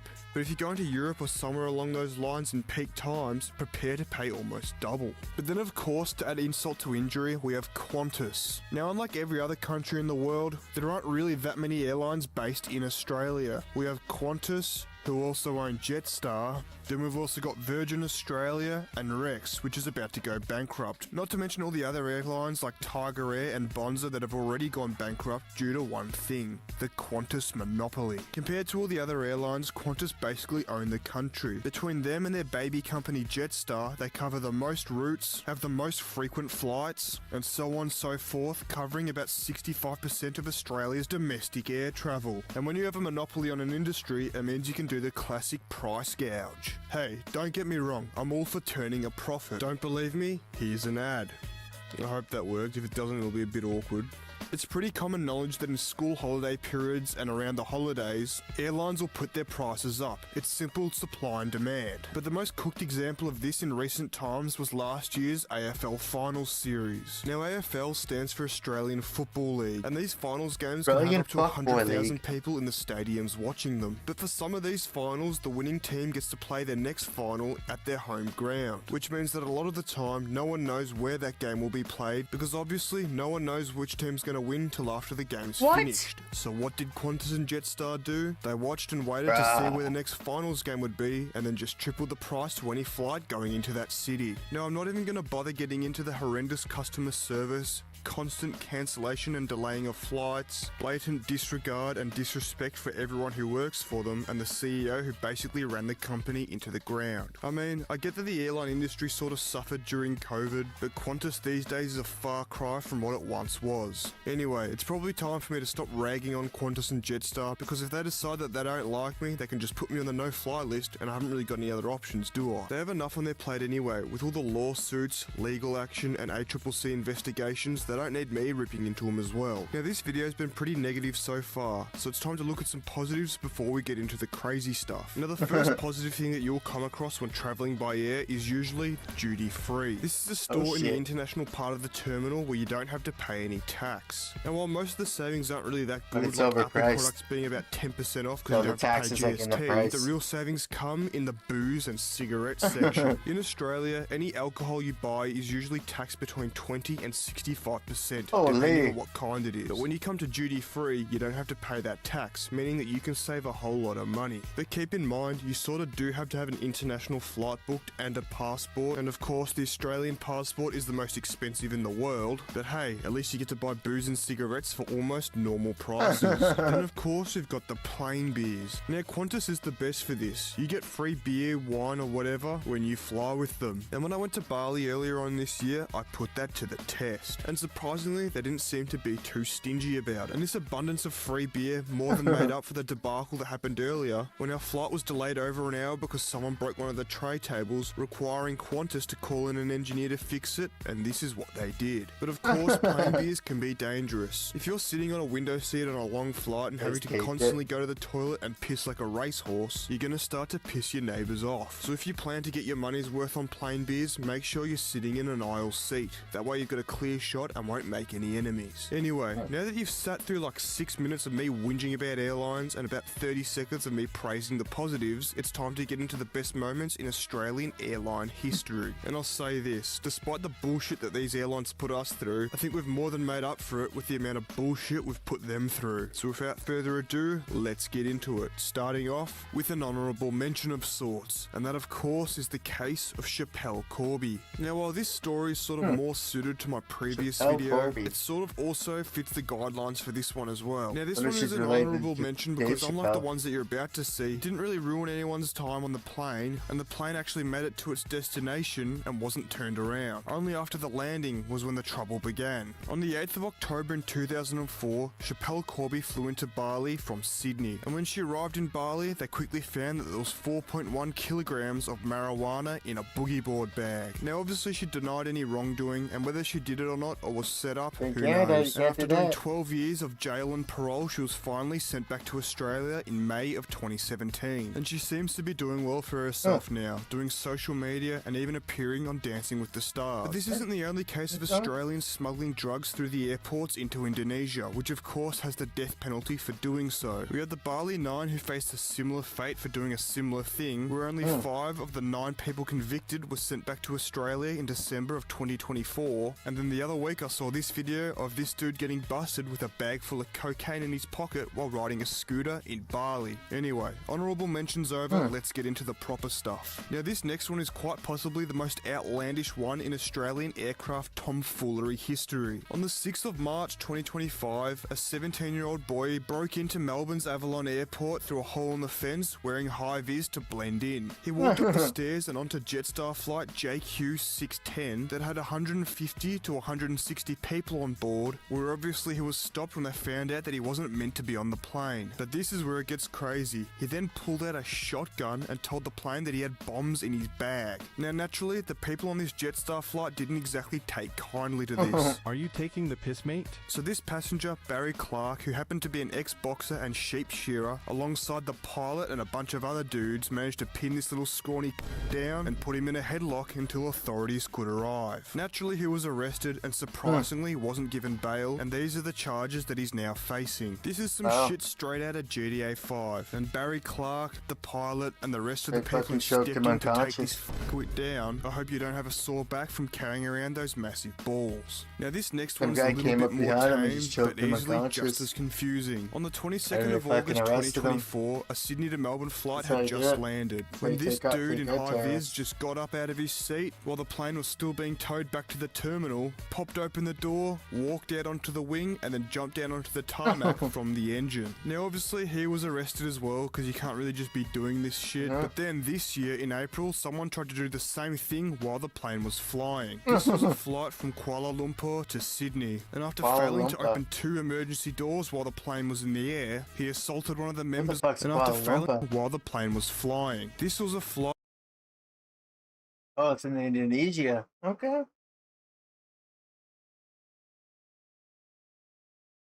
Oh, from Malaysia. Okay. Close to Sri Lanka. Okay. From Kuala Lumpur to Sydney, and after failing to open 2 emergency doors while the plane was in the air, he assaulted one of the members of the cabin crew and was swiftly arrested by the AFP when the plane landed. Now this next one is about a flight from Perth to Sydney where a man was so drunk off plain beers they had to turn the plane around. Apparently he was verbally abusing flight. But plain beers are fucking different, dude. They're not normal beers, dude. They're beers that are fucking held at a high altitude. You gotta take those a lot fucking hard. Like, you gotta be easier with those than normal beers, dude. Gravity fucking fucks with the fucking carbonation in beer and gets you way more fucked up. Yeah, you gotta be careful with plain beers, man. Those are like fucking like drinking, like one plain beer is like drinking like 3 or 4 normal beers. Crew refused to put on his seatbelt and became aggressive when denied more alcohol. He then locked himself in the bathroom, making the situation, quote, unmanageable. So of course they had to turn the plane around and land back in Perth, where the man was arrested. And with fines for this incident totaling $17,630, that's one expensive crash out. Now, this next one was on a Jetstar flight from Melbourne to Bali, where about 2 hours into this flight, a woman started to verbally abuse passengers and and crew threatening to vomit and urinate on them. At one point, she even walked up to the cockpit door and started banging That's on something it a before woman punching would someone do. in the face and knocking his glasses Goddamn, off. bitch, Now, you'd be apparently all of crazy, this dog. happened because Fuck. she thought her phone was stolen. Jetstar says the woman became increasingly disruptive. Don't worry, I ain't accusing gonna abandon you passengers of guys and be stealing a girl her and have a phone. nice But at the end of the family and day, the plane fucking was turned around live a back to fucking Melbourne, fairy and tale. surprise, I don't plan on surprise, doing she that was shit, dude. I swiftly plan on arrested. streaming to you Now, guys save forever. the best one for last as I per plan on doing usual, that and this fairy one tale took bullshit. place on Monday, the 27th of May, 2024. About an hour into this Virgin Australia flight from Perth to Melbourne, a male passenger, stripped naked, ran down the aisle and banged on the cockpit door. He then knocked a flight attendant to the floor, which caused panic among passengers. You don't say. Obviously, as per protocol, they turned around back to Perth and he was arrested by 2 air marshals. Now look, I can't really explain what the was going on between any of these incidents that I've just talked about, but for some reason they all seem to have something to do with either Melbourne or Perth. Either way, I hope you enjoyed this video and maybe even learned. Yeah, Australia's crazy. Don't ever take an airplane to fucking Australia or from Australia. That's what I learned from that video. That's sick, dude. I'm in Canada and I got fucking Australian viewers, so that's recommending me Australian channels. That's so cool, man. The algorithm is fucking magical. The Australian school experience.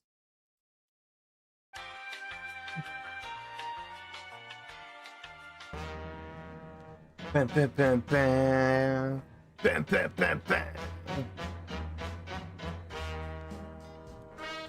Now you may remember a few months ago I did a video on the Australian high school experience, and you guys seemed to enjoy it. But there was one major aspect that I didn't include in that video, simply because it deserves its own video. And that of course is school camp. You see, every year level from about year 3 through to year 12 goes away on a school camp. Now most teachers try and disguise these school camps as some sort of educational experience, but that of course couldn't be further from the truth, because school camp is nothing but an annual introduction to the lads holiday that you don't have to pay for. Anyway, now that you sort of get the gist of it, it's time for me to stop the waffle and get into it. But before we get into that, make sure to press that subscribe button. Don't forget to click the link in the description and make an investment into your future by copying some epic t-shirts. There's only a few left, so get in quick.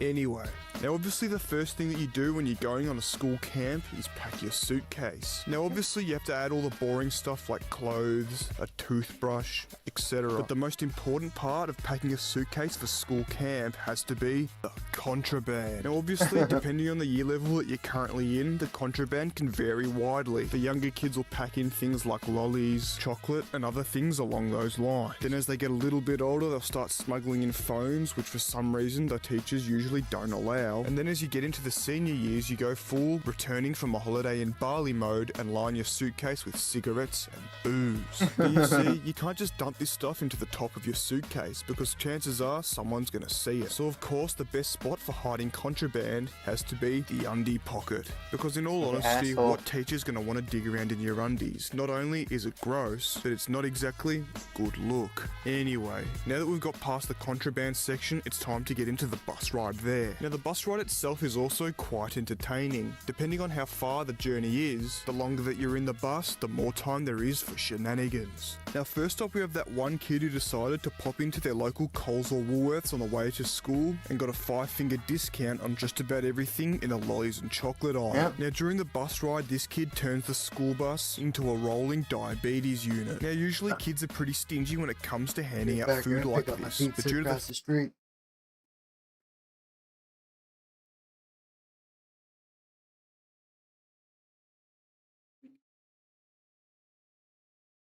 Shades, where are you?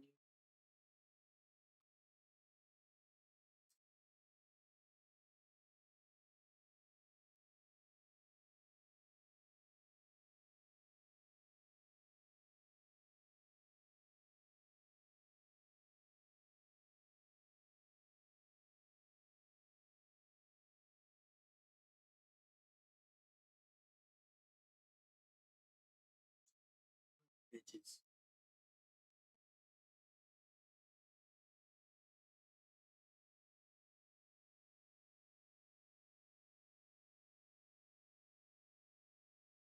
What's my key, nigga?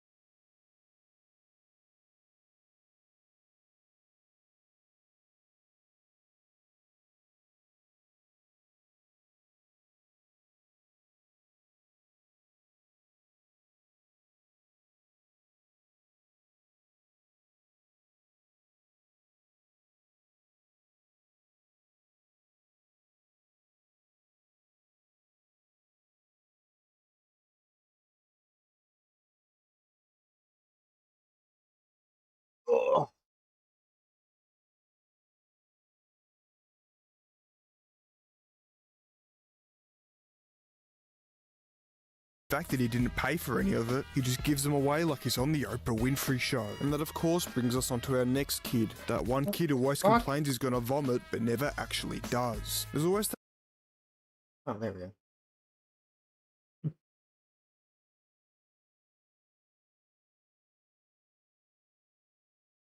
that one kid that whinges to the teacher that he's going to throw up and has to sit there with one of those vomit bags despite never actually using it. And this poor kid has to sit on his own curled up in the corner because this isn't SeaWorld. Nobody wants to sit in the splash zone. Now, more often than not, at some point the bus driver has to pull over and have a break, which gives the students and teachers a chance to get out and stretch their legs. Now, it's kind of shitty pizza because it's really thin.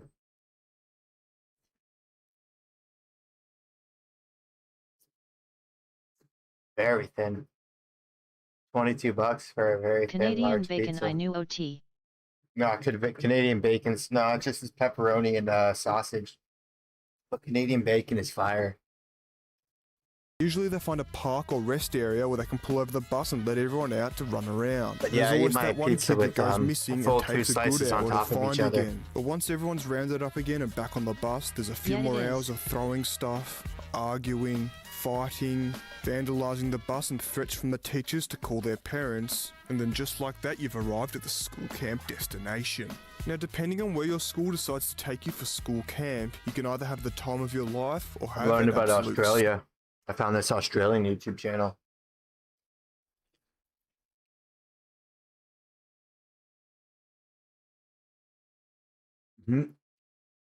Everything you know about going to school camp in Australia. Thinker. Now, usually the best ones are the ones where you get a cabin, you have a bed, shower, and toilet. These camps are usually the best because you have somewhere warm and dry to sleep, unlike the other type that we'll get into after this. Now, these camps usually have hectic activities that you do during the day. In like the North America, where we live, if you fail school, then you go to summer camp. But apparently in Australia, there's like their school year is a year round, and there's like a summer school kind of, but that's part of the curriculum. Like, it's not if you're stupid or not. I remember going to summer school because I was this thing stupid. called Turret's Karaoke. I think he was Australian. That shit. Swing, rock climbing, Karaoke, abseiling, bike riding, canoeing, you name it. And at the end of the day, when all of the activities are done and inevitably one kid falls into a lake, you get to go back to your cabin, have a shower and clean yourself up. Then you will get to go to this massive dining area where you get something hectic for dinner like lasagna. But all that stuff I just mentioned isn't even the best part, because when the sun goes down, the real fun begins. Once darkness falls, these cabins turn into tribes. And while everyone gets along during the day and at dinner time, at night, the war begins. Now, I'm sure everyone's got their own fart-assing around at camp stories, but simply due to the fact that every camp experience is different, I'll go through some of mine. One year when I was in high school, my school decided to bring the whole year level, which consisted of 150 to 200 people, on camp all at once. And after being divided into groups of about 6, we had roughly 30 different tribes ready to battle it out as soon as night fell. Now, for some reason, the teachers wouldn't let us lock our cabins, which means that anyone could go in and do whatever they wanted. And what that meant for us was any time a warring faction would leave their cabin to go play basketball or something, another tribe would send in a few agents to go into that cabin and absolutely destroy everything. Now, you could imagine what the crime scenes looked like. Beds flipped over, underwear everywhere. It was not a pretty sight. But in the end, we finally got in so much trouble that we had to stop when someone found out that you could use the fruit from the fruit bowl as projectiles, which resulted in many rooms being covered from the roof to the floor in fruit and other juices, which of course we were made to clean up. But by far the best decision that I made during that school camp was sneaking in a Bluetooth speaker as part of my contraband. Now, what you're looking at here is a layout of the cabins. And this one here, right on the very end, was mine. And on the other end was the teacher's. Now all night people had been getting caught running around and door knocking on the other cabins. And anytime this teacher heard it, he could just open this door and catch the perpetrator in the act. So I had to perfectly time a run from the door to this tree around here and back without getting caught, which I of course pulled off with ease, and then proceeded to play stupid noises and loud music all night, keeping everyone awake. Anyway, that's just one of my more tame camp experiences. I'm sure everyone's got their own stories, so make sure to drop them in the comments. Anyway, that's enough about the good camp. Now it's time to get into the stinker. These are the sort of outdoor ed camps where you sleep in a tent or under a tarp and have to shit in a bucket or a hole. Now these ones usually suck because if it rains or it's anything over 25 degrees, you're completely exposed to the elements. And mix that in with no showers for a few days, and swamp ass is going to be the least of your worries. Now I remember in year 9 going on one of these camps, and all they gave us to sleep under was a tarp. Now this would have been alright if we had something to prop the tarp up with, but unfortunately we were in the middle of a field and there was basically all to use to prop up the tarp. So for the first night of this camp, me and 2 others draped the tarp over an electric fence and slept under that. Now, from my own memory and personal experience, these outdoor ed torture camps include hiking, rafting, sitting in a hole, and not much else. There's no giant swings, no rock climbing unless that's part of the hike, and at the end of the day you get to sleep on the floor in the same sweaty clothes you just hiked 20 k's in, and then you rinse and repeat for about 3 days. Now I remember when I was on this camp they gave us absolute rations, something straight out of World Vision. And while these rations were supposed to last us 3 days, people would break into the food storage at night when the camp instructor was asleep and absolutely pig out. Anyway, some important aspects of this camp include one kid breaking his ankle on the hike and slowing everyone down, 1 or more kids falling off the raft and straight into the river, leeches, and of course surviving off a diet of oats and damper. Now every school camp I'd been on prior to that had been an absolute blast, and this one was nothing Sounds short like a whole of bunch an of LA absolute kids go to stinker. fucking Now, Montana. obviously the best part of these outdoor ed camps is the bus ride home. Most Well, people try and it's use the about to be a time real on this bus to fucking catch man. up on some sleep while they're Instead sat of on any a comfortable fucking boy chair with your and not kids sleeping with on the the parents' ground. money. Of course, there's always a few people that have to do the same thing that they did on the way Then you up go to and be Montana. loud, annoying, and obnoxious Learn the what whole hard way living home is. on the bus. Now, the bus ride home from either of these school camps is usually exactly the same. In both Far away scenarios, from your everyone's LA. sleep deprived, whether it's from being up all night playing Fruit Ninja in other people's cabins, or being up all night from the amount of rocks underneath your sleeping bag. At this point, everyone's pretty much fucked. But then, of course, when you finally get back to school and get the chance to talk to the 2 kids that weren't allowed to go on camp because of behavioural issues, you'll either get to rub it in their face that you had the time of your life, or think to yourself, what am I doing with my life, when they tell you that they spent the last 5 days at home playing Fortnite. Anyway, with that being said, it's time to end. If you enjoyed this video, make sure to like, subscribe, comment, and share. And don't forget to check the link in the description for some epic t-shirts if you want to hear more teachings from the Prophet of... Let's see what the algorithm recommends me now. Good old owl. Neighbor refuses. Neighbor from hell refuses to stop laying fires. Alright, dude, let's see what you got. Please like the So you video, shouldn't dogs. be burning right now? I can't hear. You need to leave the property right now. That's, okay, so you're burning. You're not supposed to be burning, though. There's village ordinances that prohibit that. So do you have a permit for that? I haven't understood a word you said. Now leave the property. 207, I'll take a second. We're not going to play around here. Okay.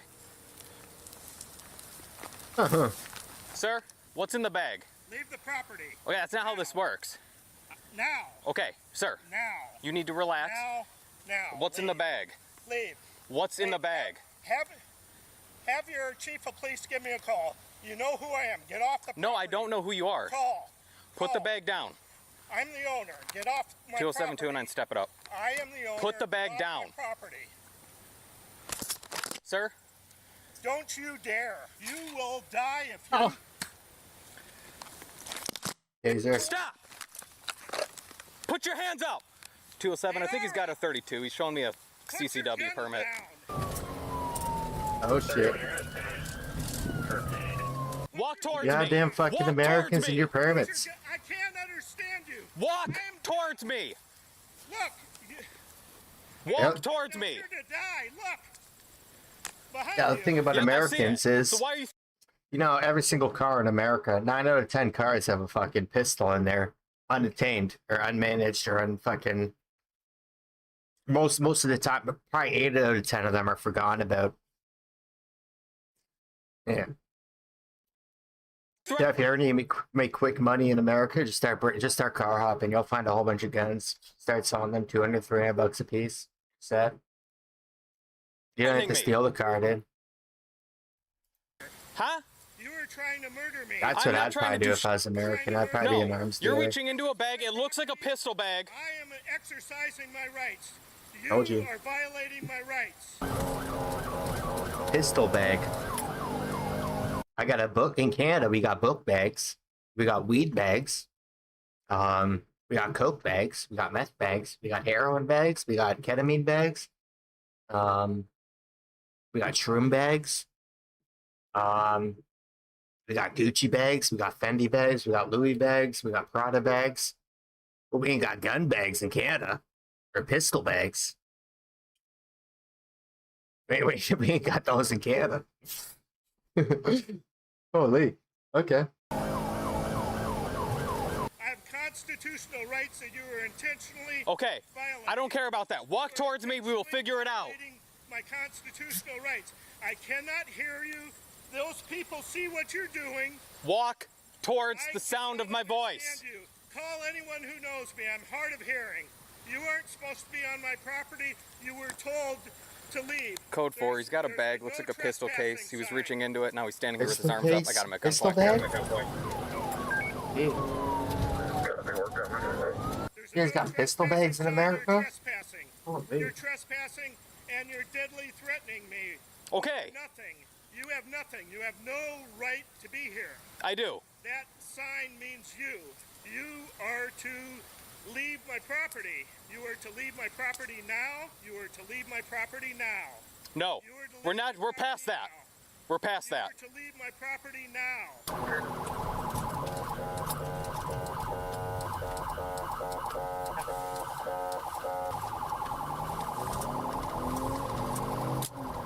Okay. You are to leave my property now. You are to leave my property now. Just stay right there then. I went in my pocket for my ID. If you want identification, get off my property. That's not how this works. Oh boy. You're going to be looking for a new job after this. You're going to be looking for a new job after this. You are definitely going to be looking for a new job after this. Do you understand why I'm here? My property. No. Right now. Do you understand why I'm here? Right now. It's just a jump. It's just a fucking forest bush. It's not your property, dog.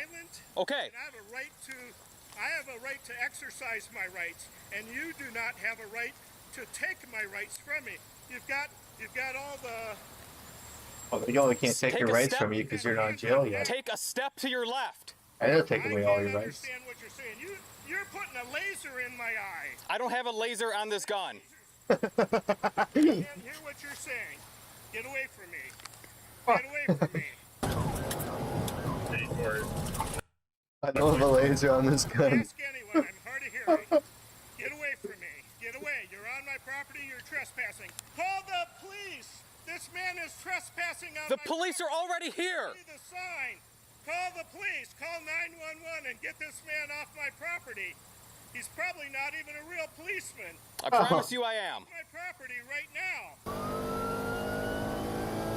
I am the owner. Get off my property. I have no idea anything you've said. I'm hard of hearing. Okay. Virtually deaf. Get off my property. Then walk towards me. Off my property. Walk towards me. Get off my property. Get off my property now. You're probably overheated from the fire. Step away from the fire.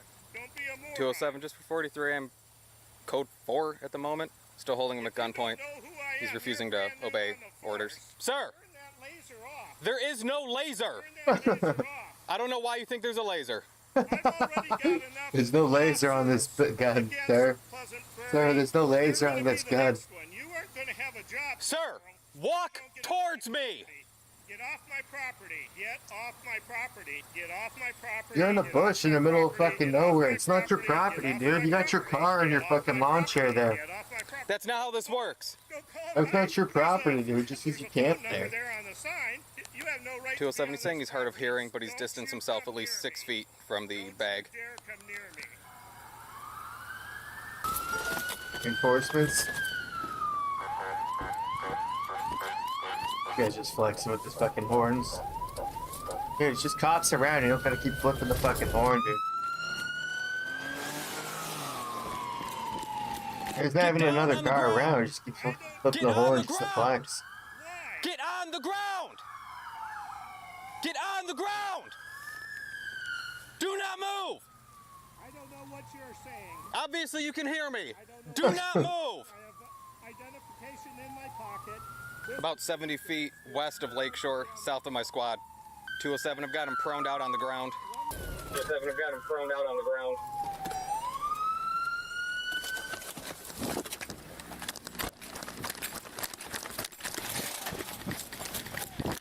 Do not move! Do you understand? Do not move! Good. There we go. Pistol bag is just ahead of him to the right. Do not move! Do not move! What do you mean? Do not move! What do you mean? You have no right to be on my property. Put your hands behind your back. You have no right to be on my property. Put your hands behind your back. What? I don't know what to say. Bring your other hand back. Code 4. We got one in custody. Put your other hand behind your back. Here. I'm loud enough for you. What?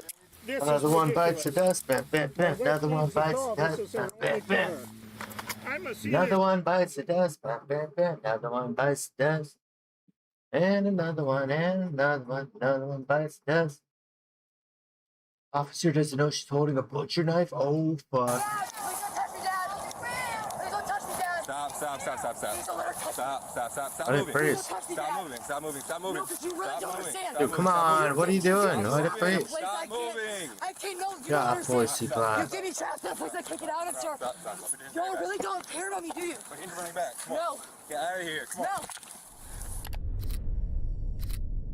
No. Whoa, what the f are you doing? Drop that. No. Drop that. Taser. Now we got. I guess all. She just pulled a knife on me. 153, the canine available. Yeah, I was gonna taser. Yeah, I know. And then she pulled out a freaking knife. You alright? Yeah, my shoe's not, but I am. I'm gonna go this way to see if she tries to break out that way. My shoe's not, but I am. Get on the ground.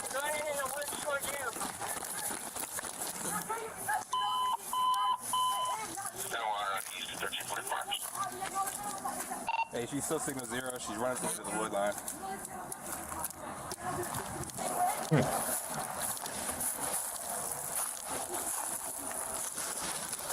Got my 5 block now. Left in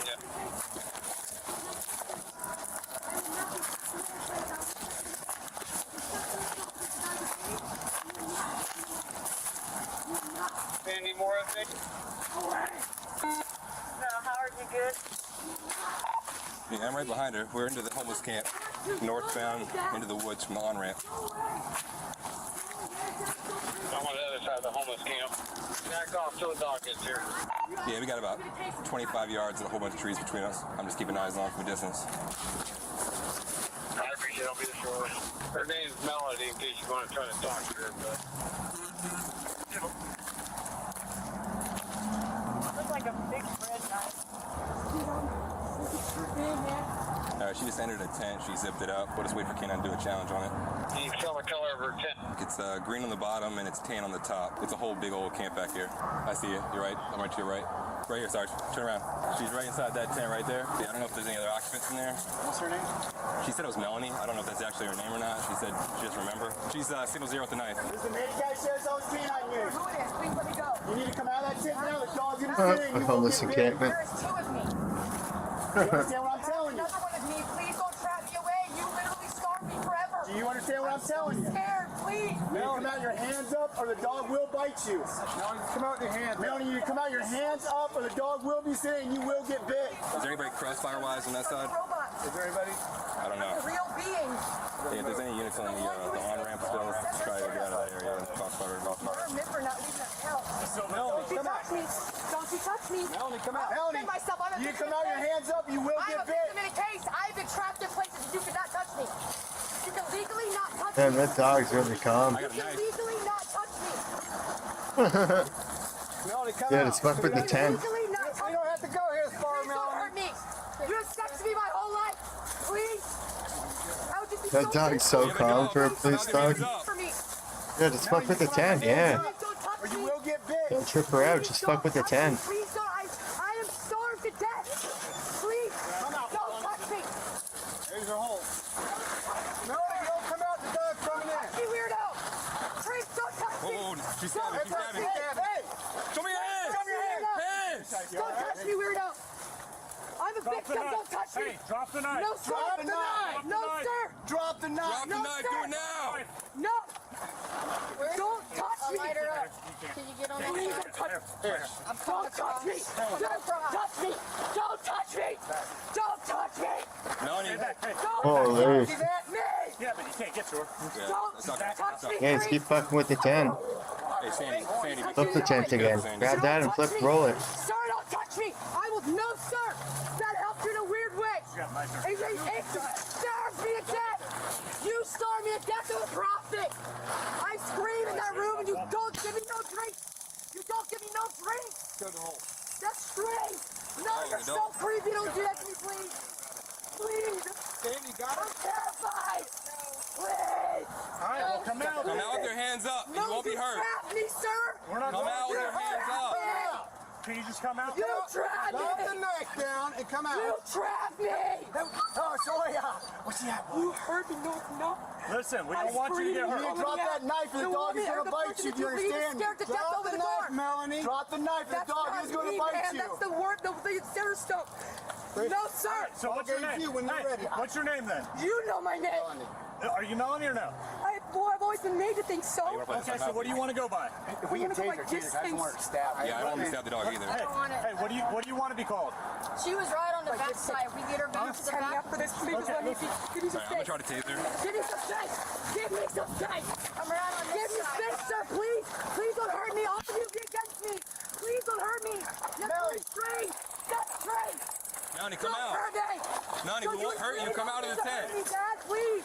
Everybody else to hurt me, Dad. Please, please, Dad. She's got that knife. Don't throw the dog in there. Yeah, keep the dog away. Shoot the knife. Dad, please, this is real. I'm a real person. Dad, please. Dad, please. Please, Surprised the dog's not barking and going crazy. Please, Daddy, don't. I'm gonna cut this. Don't hurt me, please. Please, Dad, stop. Be careful. Dad, why are you doing that? Be careful. Dad, please, what the heck, dude? Because you want to free, please. Please. No, don't hurt me. You alright? Don't touch me. Back up, Sandy. Stand back up. Back up. Get you? Taser again. Come back over here. Sandy, get out of there. Sandy, back up now. Yeah, taser. You got her back right there. Back up. You got it.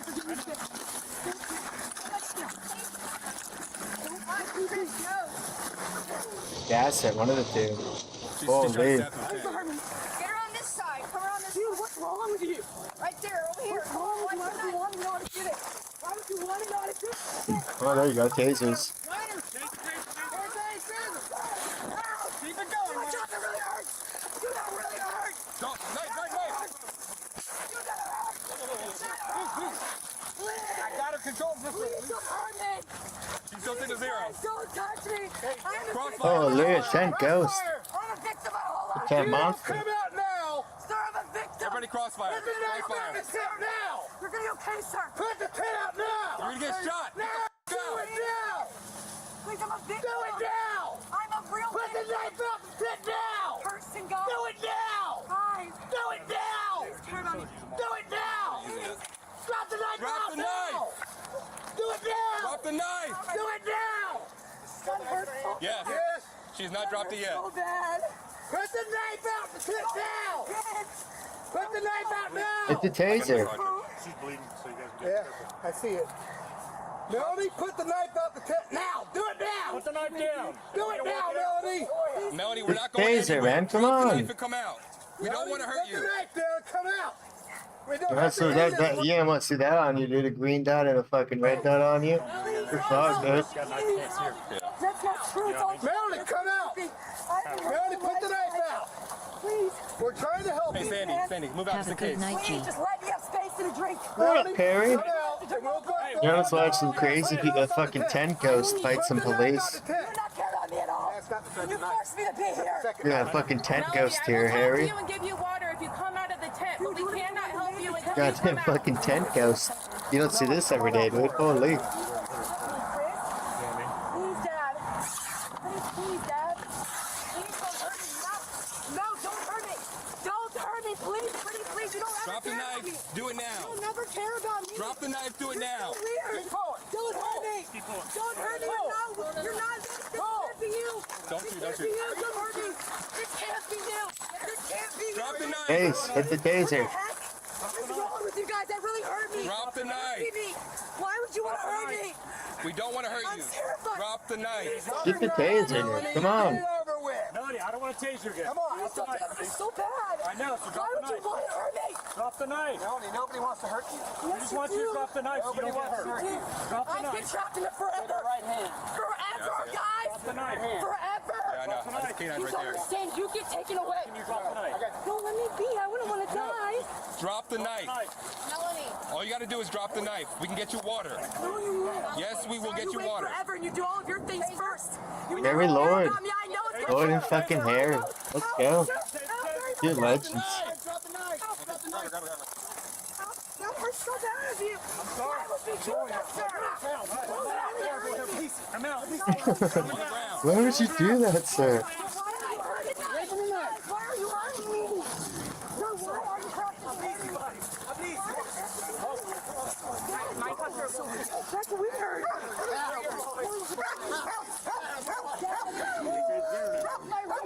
Yeah, well-behaved dog. Holy. I know, but I can do ice underneath it.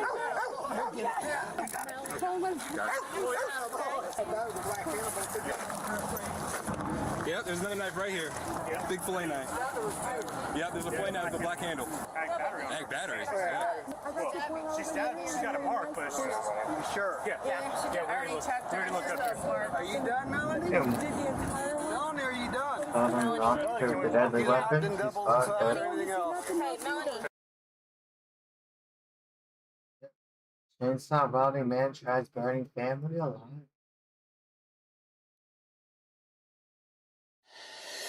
Family County 911, what's the location of your emergency? Okay, honey, hang on, they're coming, okay? Is there any way you all can get into a different room and shut the door? What's on fire? My house is on fire! As deputies scrambled to the rural residence deep in the woods where the family of three lived, the details they received from dispatch became more bizarre You by just the set my second. house on fire. What's on fire? My house is on fire.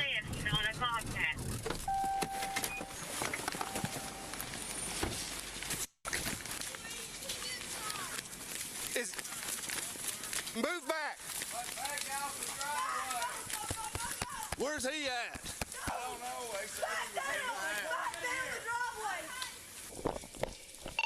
Where's he at, Ray? Are there any weapons in the house? Yes.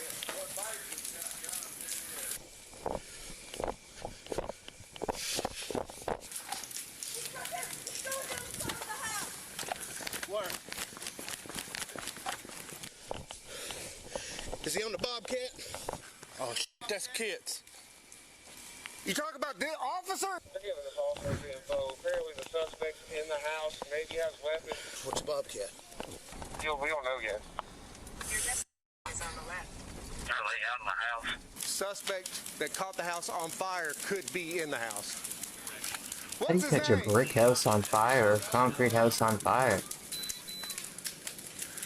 Oh fuck! Oh, I guess the upstairs is burning because it's not brick or concrete. Yeah, that's why they're in the basement. It's all.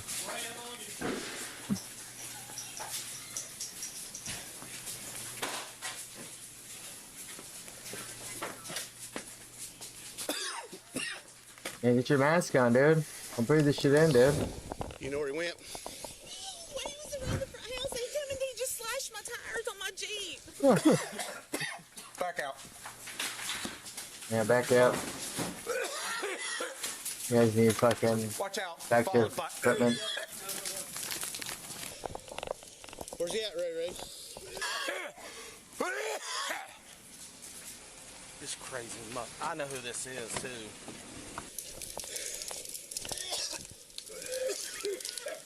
Is Is he inside? Try to make entry, but smoking. I got all 4 fire departments coming. The tires on my Jeep. He come around here after he was stoking the fire. I said, hurry. I'm dragging my Jeep down. Hurry up, back it out. 15. It's going to be that one that me and you were out with a while back. I gotta get my Jeep down.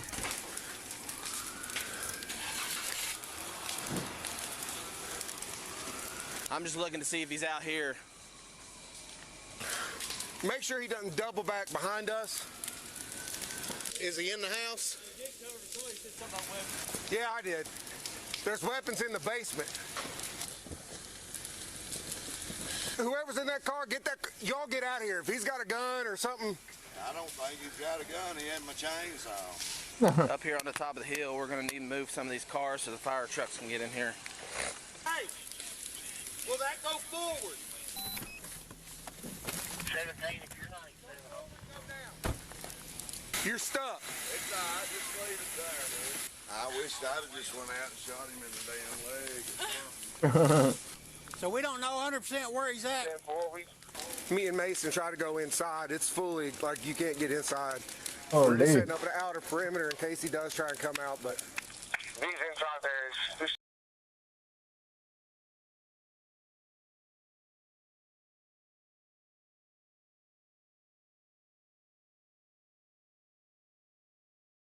Huh. That's all for me. Streaming all day, only had like 2 viewers. Fuck. Taking a break for now. Fuck, man.